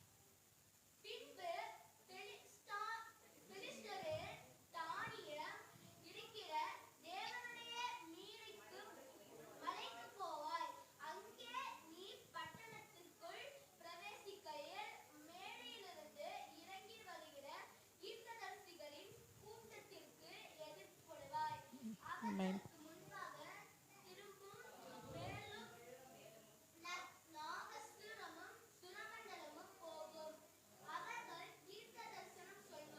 ஆமாம், இந்த இடத்துல நம்ம பார்க்கிறோம் சாமுவேல் வந்து ஒரு தீர்க்கதரிசியாக செயல்படுகிறது நம்ம பார்க்கிறோம். இயேசு கிறிஸ்து எப்படி முன்னடையாளமான ஒரு தீர்க்கதரிசியாக வரணுன்றதுக்காக சாமுவேலை வந்து ஒரு முன்னடையாளமாக வைக்கிறார். 2வது வந்து ஆசாரியராக அவர் செயல்பட்டார் என்று 1 சாமுவேல் 7ஆம் அதிகாரம் 8வது வசனத்திலே நம்ம பார்க்கலாம். அது எழுதிக்கங்க, டைமில் அதனால் சீக்கிரம் சொல்லுங்கள். 3வதாக அவர் ஒரு நியாயாதிபதியாக செயல்பட்டார். இஸ்ரவேல் ஜனங்களை அவர் நியாயம் தீர்க்கக்கூடியவராக தேவன் வந்து ஏற்படுத்தினார். அதே போல தான் புதிய ஏற்பாட்டில் இந்த நாளில் கர்த்தர் நம்மளுக்கு ஒரு தீர்க்கதரிசியாகவும் நம்முடைய பாவங்களுக்கு மகா பிரதான ஆசாரியராக அவர் செயல்படுகிறார்.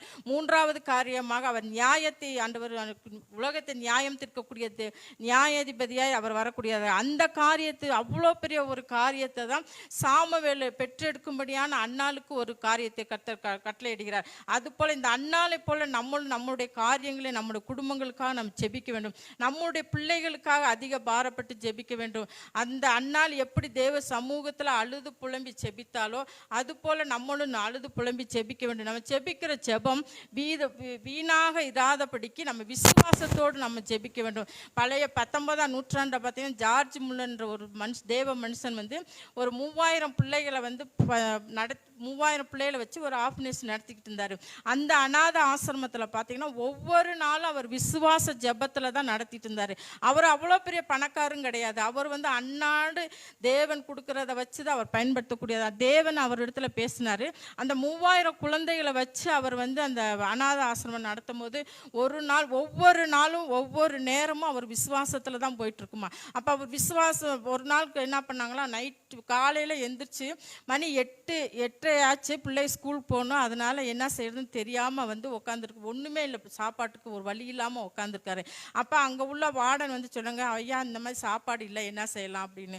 அவர் சொன்னாரா, அப்போ இந்த பிள்ளைகளை உட்கார வைங்க அப்படின்னு. இவங்க ஒன்றுமே இல்லை, எப்படி பிள்ளைகளை போய் உட்கார வைக்கிறேன். அப்போ அவர் போய் அறக்கதை பூட்டிட்டு போய் தேவனுடைய சமூகத்தில் போய் ஜெபம் பண்ணுறாரு.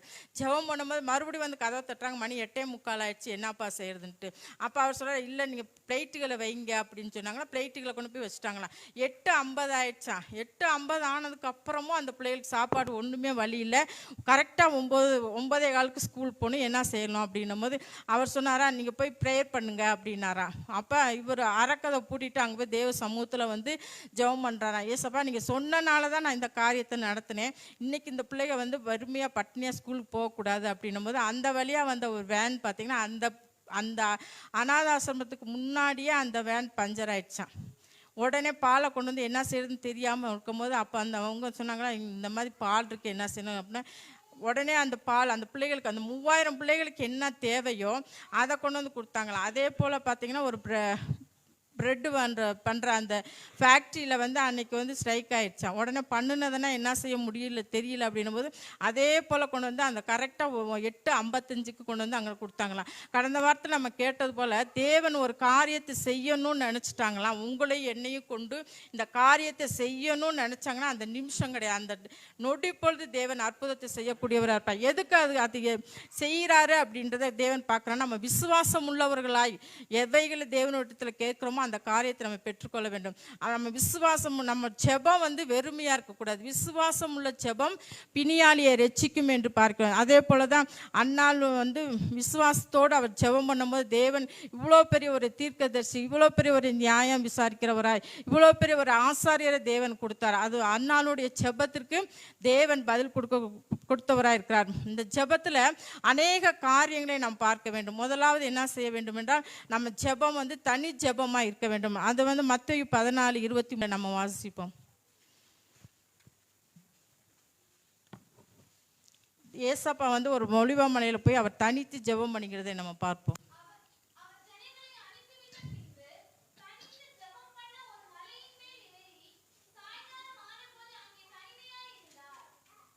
ஆமென். இந்த இடத்துல நம்ம பார்க்கிறோம் ஒரு ஜெபங்களை ஒரு 6 காரியங்களை குறித்து இந்த இடத்துல நான் சொல்கிறேன். முதலாவது என்ன ஜெபம் செய்யணும்? தனித்து ஜெபிக்க வேண்டும். எதற்காக தேவன் நம்மளை அபிஷேகித்திருக்கிறார்? தேசங்களில் காணப்படுகிற ஒவ்வொரு காரியங்களையும் பாருங்களேன். தேவன் ரொம்ப கொடிய காலத்தில் நம்ம இருக்கிறோம். மறுபடியும் சொல்கிறேன், கடைசி காலத்தில் நம்ம நிற்கிறோம். உலகத்தில் பார்த்து நீங்கள் பிசாசு கட்டவிழ்த்தப்பட்டு இருக்கிறான். எதுக்காக நம்மளை தேவன் தனியாக ஜெபிக்க சொல்கிறாரு அப்படின்னா, இந்த உலகத்தில் உள்ள காரியங்களை நம்ம பார்க்க வேண்டும். இந்த உலகம் முழுவதும் உள்ள 230 தேசத்திற்காக நம்ம ஜெபிக்க வேண்டும். 800 கோடி ஆத்துமாக்களுக்காக நம்ம ஜெபிக்க வேண்டும். 100 கோடி ஆத்துமா இன்னைக்கு ஒருவேளை ஆகாரம் இல்லாதபடி கண்ணீர் சிந்துற நம்மளுக்கு 3 வேளையும் தேவன் ஆசீர்வச்சிருக்கிறார். எதுக்குன்னா தேவனுடைய நாமம் மகிமைப்பட முடியாது. நம்ம தனித்து போய் ஜெபிக்கணும். தேவனுடைய அபிஷேகம் நமக்குள்ள இருந்துச்சுன்னா எல்லா ஜெபத்திற்கு தேவன் பதில் கொடுப்பார். உலகத்தில் நிற்கிற எல்லாரையும் அழுக திறப்பில் நிற்கிற ஒருவனை தேடினேன், ஒருவனை காணேன் என்று எசேக்கியேலை நம்ம வாசிக்கிறோம். அந்த ஒருவன் நீங்களும் நானும் அதை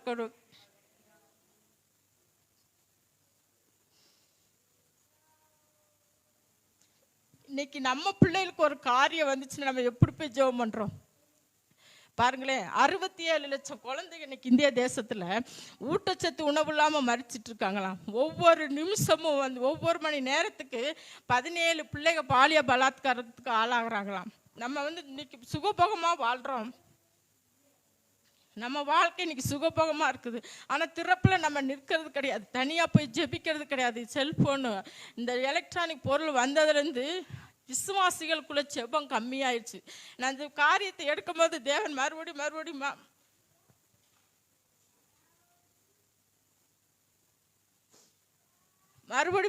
இதைத்தான் குறித்து பேசினாரு.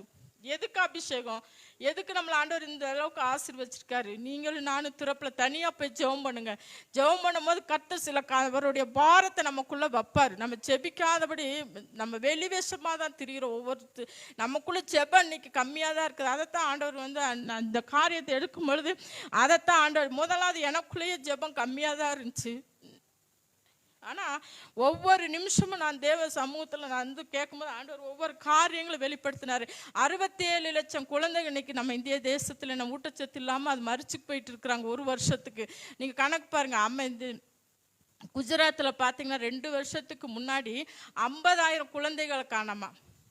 ஒரு 2 வருஷத்துக்கு முன்னாடி கணக்கு போடுங்க. இன்னைக்கு எத்தனை லட்சம் குழந்தைங்க நம்ம இந்திய தேசத்தை.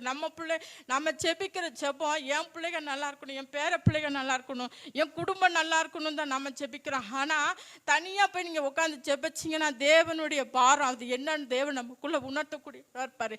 கடைசி நேரத்தில் உத்தரப்பிரதேச மாநிலத்தில் பார்த்தீங்களா கோடிக்கணக்கான பேர் அவங்க போய் அந்த ஒன்றுமே இல்லாத அந்த சாக்கடையில் போய் தன்னோட புனிதத்தை கலக்குறாங்க. ஆனால் தேவனுடைய சமூகத்துக்கு யாருமே வர்றதில்லை. அவங்களுக்கு தெரியல கல்வாரி ரத்தத்தினால தான் நம்மளுக்கு விடுதலை உண்டு, கல்வாரி ரத்தத்தினால தான் நம்ம கழுவப்படணும். அந்த ஜனங்களுக்கு தெரியல. நம்ம போய் சுவிசேஷம் சொல்ல முடியலனாலும் தேவ சமூகத்தில் உட்காந்து நம்ம ஜெபிக்கணும். ஜெபிக்கிற ஜெபங்களுக்கு தேவன் அவர் பதில் கொடுக்கக்கூடியவராக இருக்கார். இந்திய தேசத்தில் மாத்திரம் பார்த்தீங்கன்னா 1,75,000 விபச்சார விடுதிகள் இருக்குது. எவ்வளோ வேதனை பாருங்க.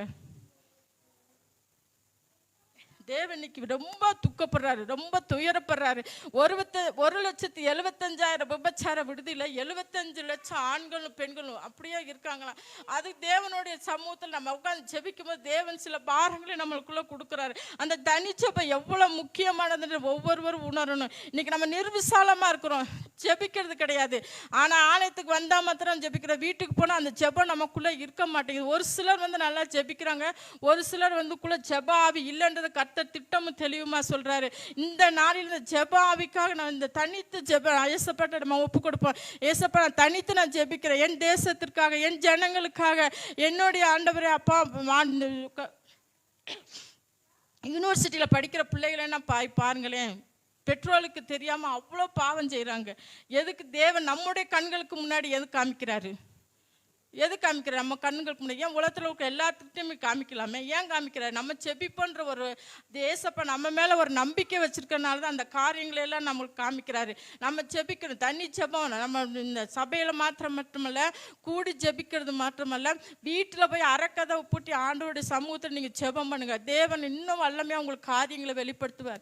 ஏசப்பாக்குள்ளே இருந்த பாரம் நமக்குள்ளே இருக்கணும் தான் அந்த தனி ஜெபத்தை ஆண்டவர் மலையில் போய் செய்கிறத நம்ம பார்க்குறோம். 2வது விழித்திருந்து ஜெபிக்க வேண்டும் என்று பார்க்கிறோம். மார்க் 14:38 நம்ம வாசிப்போம்.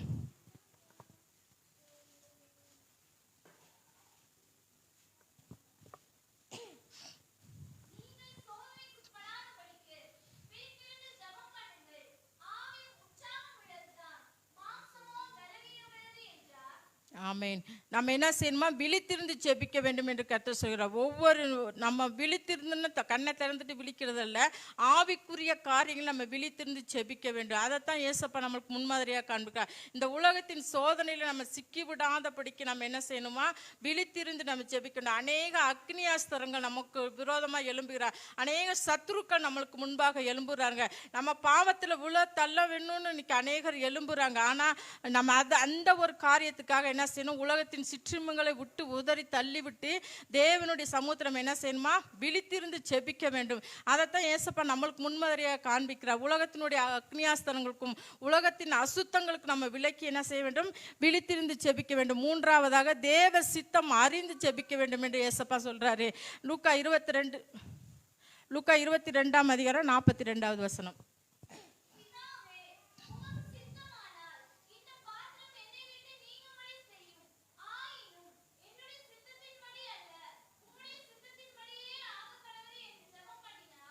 ஆமென். என்ன செய்யணும், தேவனுடைய சித்தத்தை அறிந்து நம்ம ஜெபம் பண்ணணும். அதைத்தான் அங்கே அப்போ மத்தேயு 7:21 ஆண்டவர் இப்படி சொல்கிறாரு, பரலோகத்தில் இருக்கிற என் பிதாவின் சித்தத்தின்படி செய்கிறவனே பிரவேசிப்பான் அல்லாமல் என்னை நோக்கி கர்த்தாவே கர்த்தாவே என்று சொல்கிறவன் அதில் பிரவேசிப்பதில்லை. ஏன்னா அடுத்த வசனம் சொல்கிறது, உமது நாமத்தினாலே பேய்களை துரத்தினோம், உமது நாமத்தினாலே நாங்கள் பிசாசுகளை துரத்தினோம், அற்புத அடையாளங்கள் நடந்தது என்று சொல்கிறார்கள். ஆனாலும் தேவனுடைய சித்தத்தின் இல்லாமல் தன்னுடைய மகிமை தன்னுடைய பெருமைக்காக தன்னுடைய பெருமை தன்னுடைய காரியங்கள் உயர்வாய் நினைக்க வேண்டும் என்பதற்காக இன்னைக்கு அநேகர் செய்கிறாங்க. ஆனால் தேவ சித்தத்தை நம்ம அறிந்து செயல்படக்கூடியவடாக இருக்கணும். தேவனிடத்தில் நம்ம கேட்கணும், ஏசப்பா நான் என்ன செய்ய நீங்கள் சித்தமாக இருக்கிறீர்கள் என்று நம்ம முழங்கால் படியிடும் பொழுதே தேவனிட்ட, ஏசப்பா இன்னைக்கு நான் எந்தெந்த காரியத்துக்காக நான் ஜெபிக்க வேண்டும், உங்களுடைய சித்தம் என்ன அது எனக்கு வைக்கணும் என்று நம்ம ஜெபிக்கும் பொழுது தேவனுடைய சித்தம் என்ன என்பதை கர்த்தர் நம்மளுக்கு காண்பிக்கக்கூடியவராக இருக்கிறார். நாலாவதாக இடைவிடாமல் ஜெபிக்க வேண்டும் என்று 1 தெசலோனிக்கேயர் 5:17 நாம் பார்க்கிறோம். 1 தெசலோனிக்கேயர் 5ஆம் அதிகாரம். ஆமென். என்ன செய்ய, நம்ம எந்த நேரமும் விடாமல் நம்ம என்ன செய்ய வேண்டும், ஜெபிக்க வேண்டும். ஆவியில விழித்திருந்து நம்ம ஜெபிக்க வேண்டும் என்று நம்ம ஜெபிக்கும் பொழுது கர்த்தர் என்ன செய்ய, நம்ம நடத்தக்கூடியவராக. இடைவிடாமல், எப்படி இடைவிடாமல் படுத்துட்டோம்னா நம்ம ஜெபம் பண்ண முடியாதுன்னு பார்க்கணும். ஆனால் சங்கீதம் 65:4 தாவீது சொல்கிறார், என் ஆத்துமாவே கர்த்தரை நோக்கி அமர்ந்தது, நான் நம்புகிறது அவராலே வரும். அதே சங்கீதத்தில் நம்ம வாசிக்கும் போது, கர்த்தரை நான் எக்காலத்திலும் ஸ்தோத்தரிப்பேன், அவர் துதி எப்பொழுதும் என் வாயில் இருக்கும். எப்பொழுது நம்ம படுத்தாலும் உட்கார்ந்தாலும் எந்திரிச்சாலும் நம்ம என்ன செய்யணும், நம்முடைய ஆத்மா கர்த்தரை நோக்கி அமர்ந்திருக்கோம். நம்ம சரீரம் பாட்டு வேலை செஞ்சுட்டு இருந்தாலும், நம்ம சரீரத்துக்குரிய காரியத்தை பார்த்தாலும் நம்முடைய ஆத்மா என்ன செய்யணும், 24 மணி நேரம் கர்த்தரை நோக்கி. நீங்கள் படுத்துக்கிட்டே இருந்தாலும் உங்கள் ஆத்மா கர்த்தரை நோக்கி அது ஜெபிக்க வேணும், வொர்ஷிப் பண்ணணும்.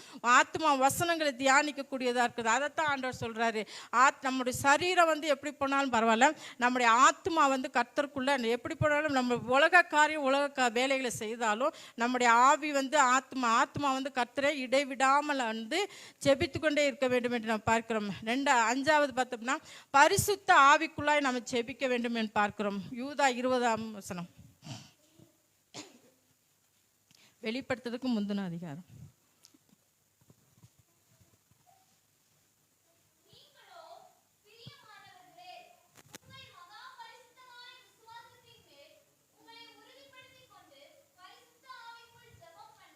ஆமென். நம்ம என்ன செய்ய வேண்டும், பரிசுத்த ஆவிக்குள்ளாய் ஜெபம் பண்ண வேண்டும். எதுக்கு பரிசுத்த ஆவிக்குள்ளாய் ஜெபம் பண்ண சொல்றாரு ஏசப்பா அப்படின்னு பார்த்தீங்கன்னா, நம்ம சாதாரணமாக இப்போ பேசுறது பிசாசு நல்லா கேட்பான். ஆனால் பரிசுத்த ஆவி நமக்குள்ளே வரும்போது நம்ம ஆவியில் அனலாகி நம்ம அந்நிய பாஷையில் பேசும்போது தேவனுக்கும் நமக்கும் உள்ள அந்த காரியங்களை நம்ம பேச முடியும். அதை பிசாசு அறிய முடியாது. அதனால தான் ஆண்டவர் சொல்றாரு, நம்ம என்ன பரிசுத்த ஆவிக்குள்ளாய் நாம் ஜெபிக்க வேண்டும் என்று பார்க்கிறோம். பரிசுத்த ஆவிக்குள்ளாய் ஜெபிக்கும் பொழுது தான் நமக்கு என்னென்ன காரியங்கள் தேவையோ, ஏசப்பா என்னென்ன காரியங்கள் நம்ம செய்ய விரும்புகிறாரோ அதை ஆவிக்குள்ளாய் நம்ம உணர்ந்து கொள்ள முடியும். அது ஆவின் உந்துதல்னால அந்த காரியங்களை நம்ம பார்க்கணும். வெறுமனையே மாமிசத்தில் நம்ம ஜெபம் பண்ணும்போது அந்த ஜெபம் 1ஆம் வானத்தில் தடப்படும். 3 வானங்கள் உண்டு. 3வது வானத்தில் தான் தேவனுடைய சிங்காசனம் வைக்கப்பட்டது என்று நம்ம கொரிந்தியரில் பார்க்குறோம். அதனால் முதல் வானத்தில் நம்ம ஜெபிக்கிற ஜெபம் சாதாரண மனுஷனை ஜெபிக்கிற மாதிரி ஜெபம் இருந்துச்சுன்னா அந்த ஜெபம் தேவனிடத்தில் போகாது. ஏன்னு கேட்டிங்கன்னா, முதலாவது வானத்தில் துரைதனங்களும் அதிகாரங்களும் இப்பிரபஞ்சத்தின் அந்தகார லோகாதிபதிகள் இருக்கிறனால நம்ம ஜெபம் என்ன செய்யுமா தடைப்பட்டு போயிடும். அதனால தான் ஆண்டவர் சொல்றாரு பரிசுத்த ஆவிக்குள்ளாய் ஜெபிக்க வேண்டும் என்பதை தேவன் நம்மளுக்கு கற்றுக் கொடுக்கிறார். நம்ம எப்பொழுதெல்லாம் பரிசுத்த ஆவில நிரம்பி அந்நிய பாஷையில் ஜெபிக்கிறோமோ அந்த ஜெபம் வந்து தேவனுடைய சமூகத்தில் தூபமாய் அதுக்கு வந்து தேவதூதர்கள் கொண்டு போகக்கூடியவர்களாக இருக்கிறார்கள். அந்த ஜெபத்தினால இந்த 6 காரியங்களை நம்ம என்ன செய்ய வேண்டும்? முதலாவது தனித்து ஜெபிக்க வேண்டும், 2வது விழித்திருந்து ஜெபிக்க வேண்டும், 3வது தேவ சித்தம் அறிந்து ஜெபிக்க வேண்டும், 4வது இடைவிடாமல் ஜெபிக்க வேண்டும், 5வது பரிசுத்த ஆவிக்குள்ளாய் ஜெபிக்க வேண்டும், 6வது நம்ம பார்க்குறோம் ஜெபத்தில் என்ன செய்யணும்? உறுதியாய் தரித்திருக்க வேண்டும் என்று ரோமர் 12:12 நம்ம வாசிக்கிறோம். ஜெபத்தில் நம்ம உறுதியாய் தரித்திருந்து நம்ம ஜெபிக்கும் பொழுது இந்த 6 காரியங்களை நம்ம செய்யும் பொழுது தேவன் 7வது காரியத்தை செய்கிறாரு. நீங்கள் விசுவாசம் உள்ளவர்களா ஜெபத்தில் எவைகளை கேட்பீர்களோ அவைகளை பெற்றுக்கொள்வீர்கள் என்று நம்ம வாசிக்கிறோம். விசுவாசம் உள்ள ஜெபம் பிணியாளியை ரட்சிக்கக்கூடியதா இருக்கிறாரு. நம்ம இந்த 6 காரியங்களை செய்யணும். செஞ்சாதான் தேவன் நம்மிடத்துல இடைப்படுவார். தனித்து ஜெபிக்க வேண்டும், விழித்திருந்து ஜெபிக்க வேண்டும், தேவனுடைய சித்தத்தை அறிந்து நம்ம ஜெபிக்க வேண்டும், விடைவிடாமல் ஜெபிக்க வேண்டும். பரிசுத்த மெயினான காரியம் அதுதான். பரிசுத்த ஆவிக்குள்ளாதான் நம்ம ஜெபிக்க வேண்டும். அப்பதான் தேவன் நம்மளை பலப்படுத்துவார். நம்முடைய சரீரத்தில் காணப்படுகிற எந்த பலவீனம் இருந்தாலும் நீங்க பரிசுத்த ஆவிக்குள்ள நிரம்பி ஜெபம் பண்ணி பாருங்களேன், சுத்தமா அந்த பலவீனமே நமக்குள்ள வராது. அந்த அபிஷேகம் நமக்குள்ள இருந்துச்சுன்னா எல்லா காரியங்களையும் கர்த்தர் சுட்டரிக்கக்கூடியவராக இருக்கிறார். விசுவாசம் உள்ளவராக நம்ம ஜெபிக்க வேண்டும். ஜெபத்தில் எவைகளை கேட்பீர்களோ அவைகளை பெற்றுக்கொள்வீர்கள் என்று மத்தேயு 21:22 நம்ம வாசிக்கிறோம்.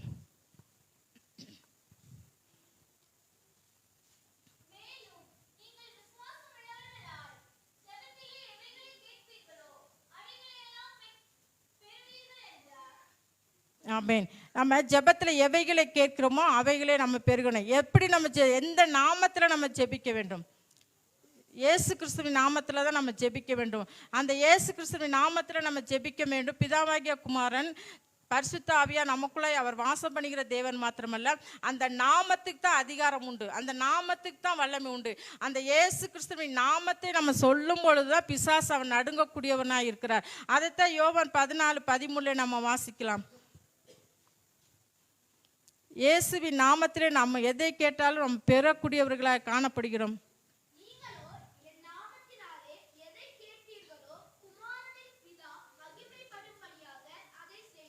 ஆமென். அவருடைய நாமத்தில் நம்ம எதை கேட்டாலும் அவர் செய்வார். ஒரு பிசாசு மேலே போய் நம்ம கைகளை வைக்கும்போது அவருடைய நாமத்தை சொன்னாதான் அது போடும். இயேசு கிறிஸ்துவின் நாமத்தில் வெளியே போ, பிசாசுனால தான் வெளியே போகும். நமக்கு எதிரான பில்லி சூனியங்கள் வல்லமைகள் செயல்படும் பொழுது இயேசு கிறிஸ்துவின் நாமத்தை நம்ம பயன்படுத்தும் பொழுது தான், இயேசு கிறிஸ்துவின் நாமத்தை நம்ம அறிக்கை பண்ணும் பொழுது தான் அந்த நமக்கு எதிராக செய்யப்படுகிற எல்லா கட்டுகளையும் தேவன் அந்த நாமத்தில் அவர் உடைக்கக்கூடியவராக இருக்கிறார். அந்த நாமத்துக்கு தான் வல்லமை உண்டு, அந்த நாமத்துக்கு தான் அதிகாரம் உண்டு. ஏன்னு கேட்டிங்கன்னா, உங்களுக்காக எனக்காகவும் அவர் கடைசி சொட்டு ரத்தம் வரைக்கும் அவர் வந்து கல்வாரியில் சிந்தினார். அந்த சிந்தின ரத்தம் ஒரு நாள் வீணா போகக்கூடாதுன்னா நம்ம தேவனை போல நாம் தேவனுடைய காரியங்களை நம்ம பின்பற்ற வேண்டும்.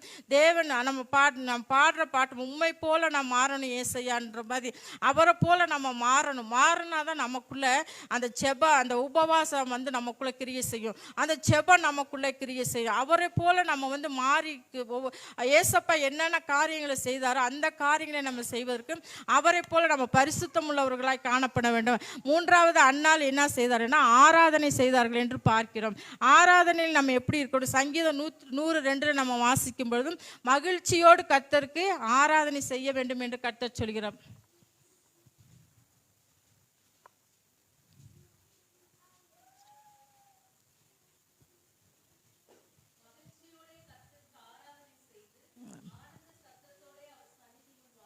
ஆமென். நம்ம எப்படி ஆராதனை செய்ய வேண்டும்? உபவாசமும் ஜெபமும் நமக்குள்ளே இருந்துச்சுன்னா ஆட்டோமேட்டிக்காக அந்த ஆராதனைக்குரிய அபிஷேகம் நமக்குள்ளே வந்துடும். அந்த ஆராதனைக்குரிய அபிஷேகம் நமக்குள்ளே வந்துச்சுன்னா ஆண்டவருடைய சமூகத்தை நம்ம எப்படி இருப்போம்? தாவீதை போல நடனமாடி அப்பாவை நம்ம ஸ்தோத்தரிக்கக்கூடியவர்களாக காணப்படும். அதைத்தான் ஆண்டவர் சொல்கிறார். கர்த்தருடைய சமூகத்தில் நம்ம வரும்போது பிரகாரத்தில் எல்லாத்தையும் விட்டுறணும். வெளியில் எல்லாத்தையும் நம்முடைய துயரங்கள், துக்கங்கள், நம்முடைய வேதனைகள், நம்முடைய கடன் பிரச்சனைகள், நம்முடைய பாரங்கள் எல்லாவற்றையும் அந்த வாசப்பள்ளிக்கு வெளியிலேயே விட்டுட்டு உள்ள வந்து கர்த்தருக்கு என்ன தாவீதை போல நம்ம என்ன செய்யணும்? மகிழ்ச்சியோடு கர்த்தர் நம்ம கர்த்தரை நம்ம ஆராதிக்க வேண்டும்.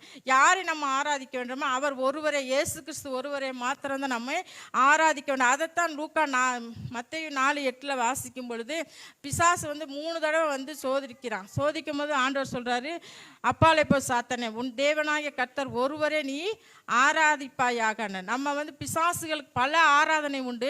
ஆனால் அந்த அந்நிய அக்னி ஆராதனைக்கு நம்ம செல்லாதபடி கர்த்தராகிய இயேசு கிறிஸ்து நாமத்தில் அவர் சமூகத்தில் மகிழ்ச்சியோடு வந்த நம்ம அவர் ஒருவருக்கு மாத்திரம்தான் நம்ம ஆராதனை செய்ய வேண்டும். கர்த்தராகிய இயேசு கிறிஸ்து நம்மை ஆராதிக்க வேண்டும். அவர் ஒருவருக்கு மாத்திரம் நம்ம மகிமை செலுத்த வேண்டும். அவர் ஒருவருக்கு மாத்திரம்தான் நம்ம கனத்தை செலுத்த வேண்டும்.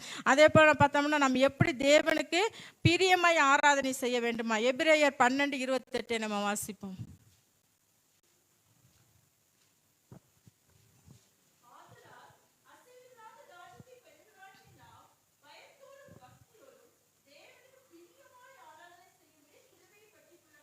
ஆமென்.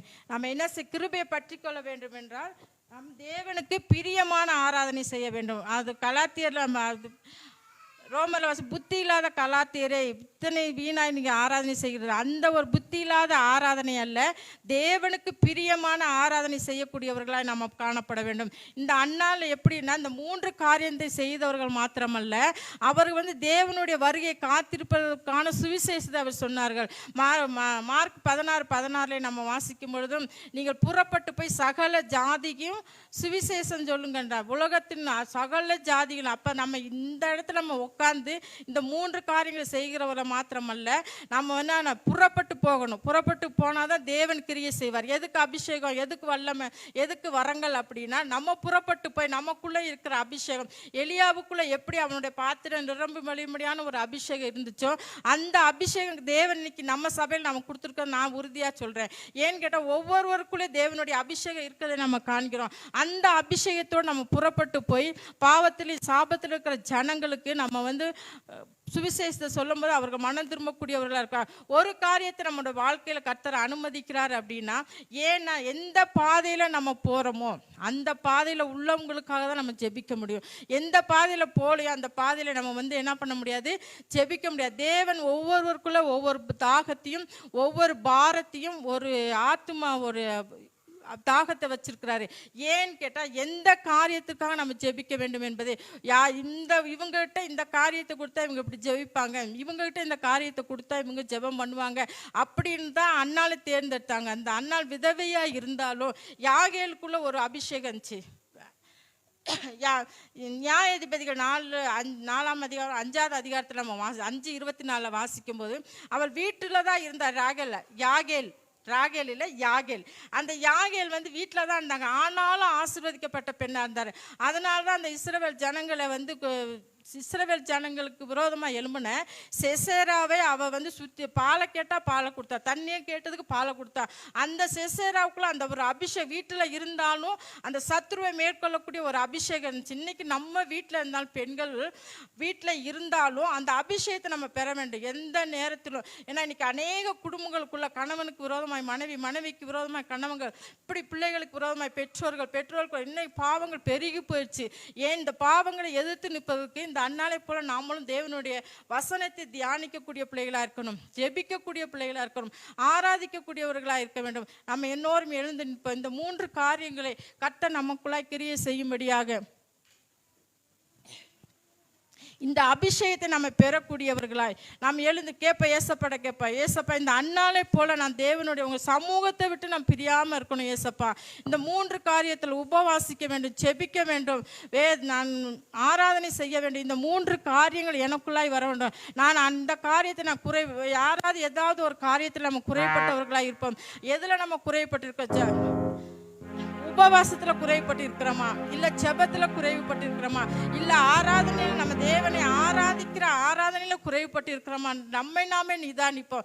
1 Corinthians 11 நம்ம வாசிக்கும் பொழுது நம்மை நாமே நிதானிப்போம் என்றால் நாம் நியாயம் தீர்க்கப்படும் என்றோம். நம்ம ஆவியோடு ஜெபிக்க வேண்டும், விண்ணப்பத்தோடு ஆவியோடு கர்த்தரோடு நம்ம விண்ணப்பம் செய்ய வேண்டும் என்று நம்ம பார்க்கிறோம். நம்ம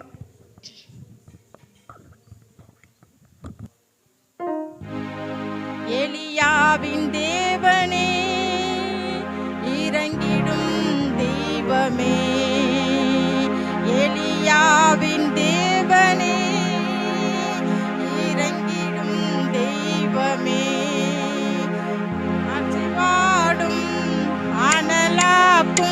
எங்கள்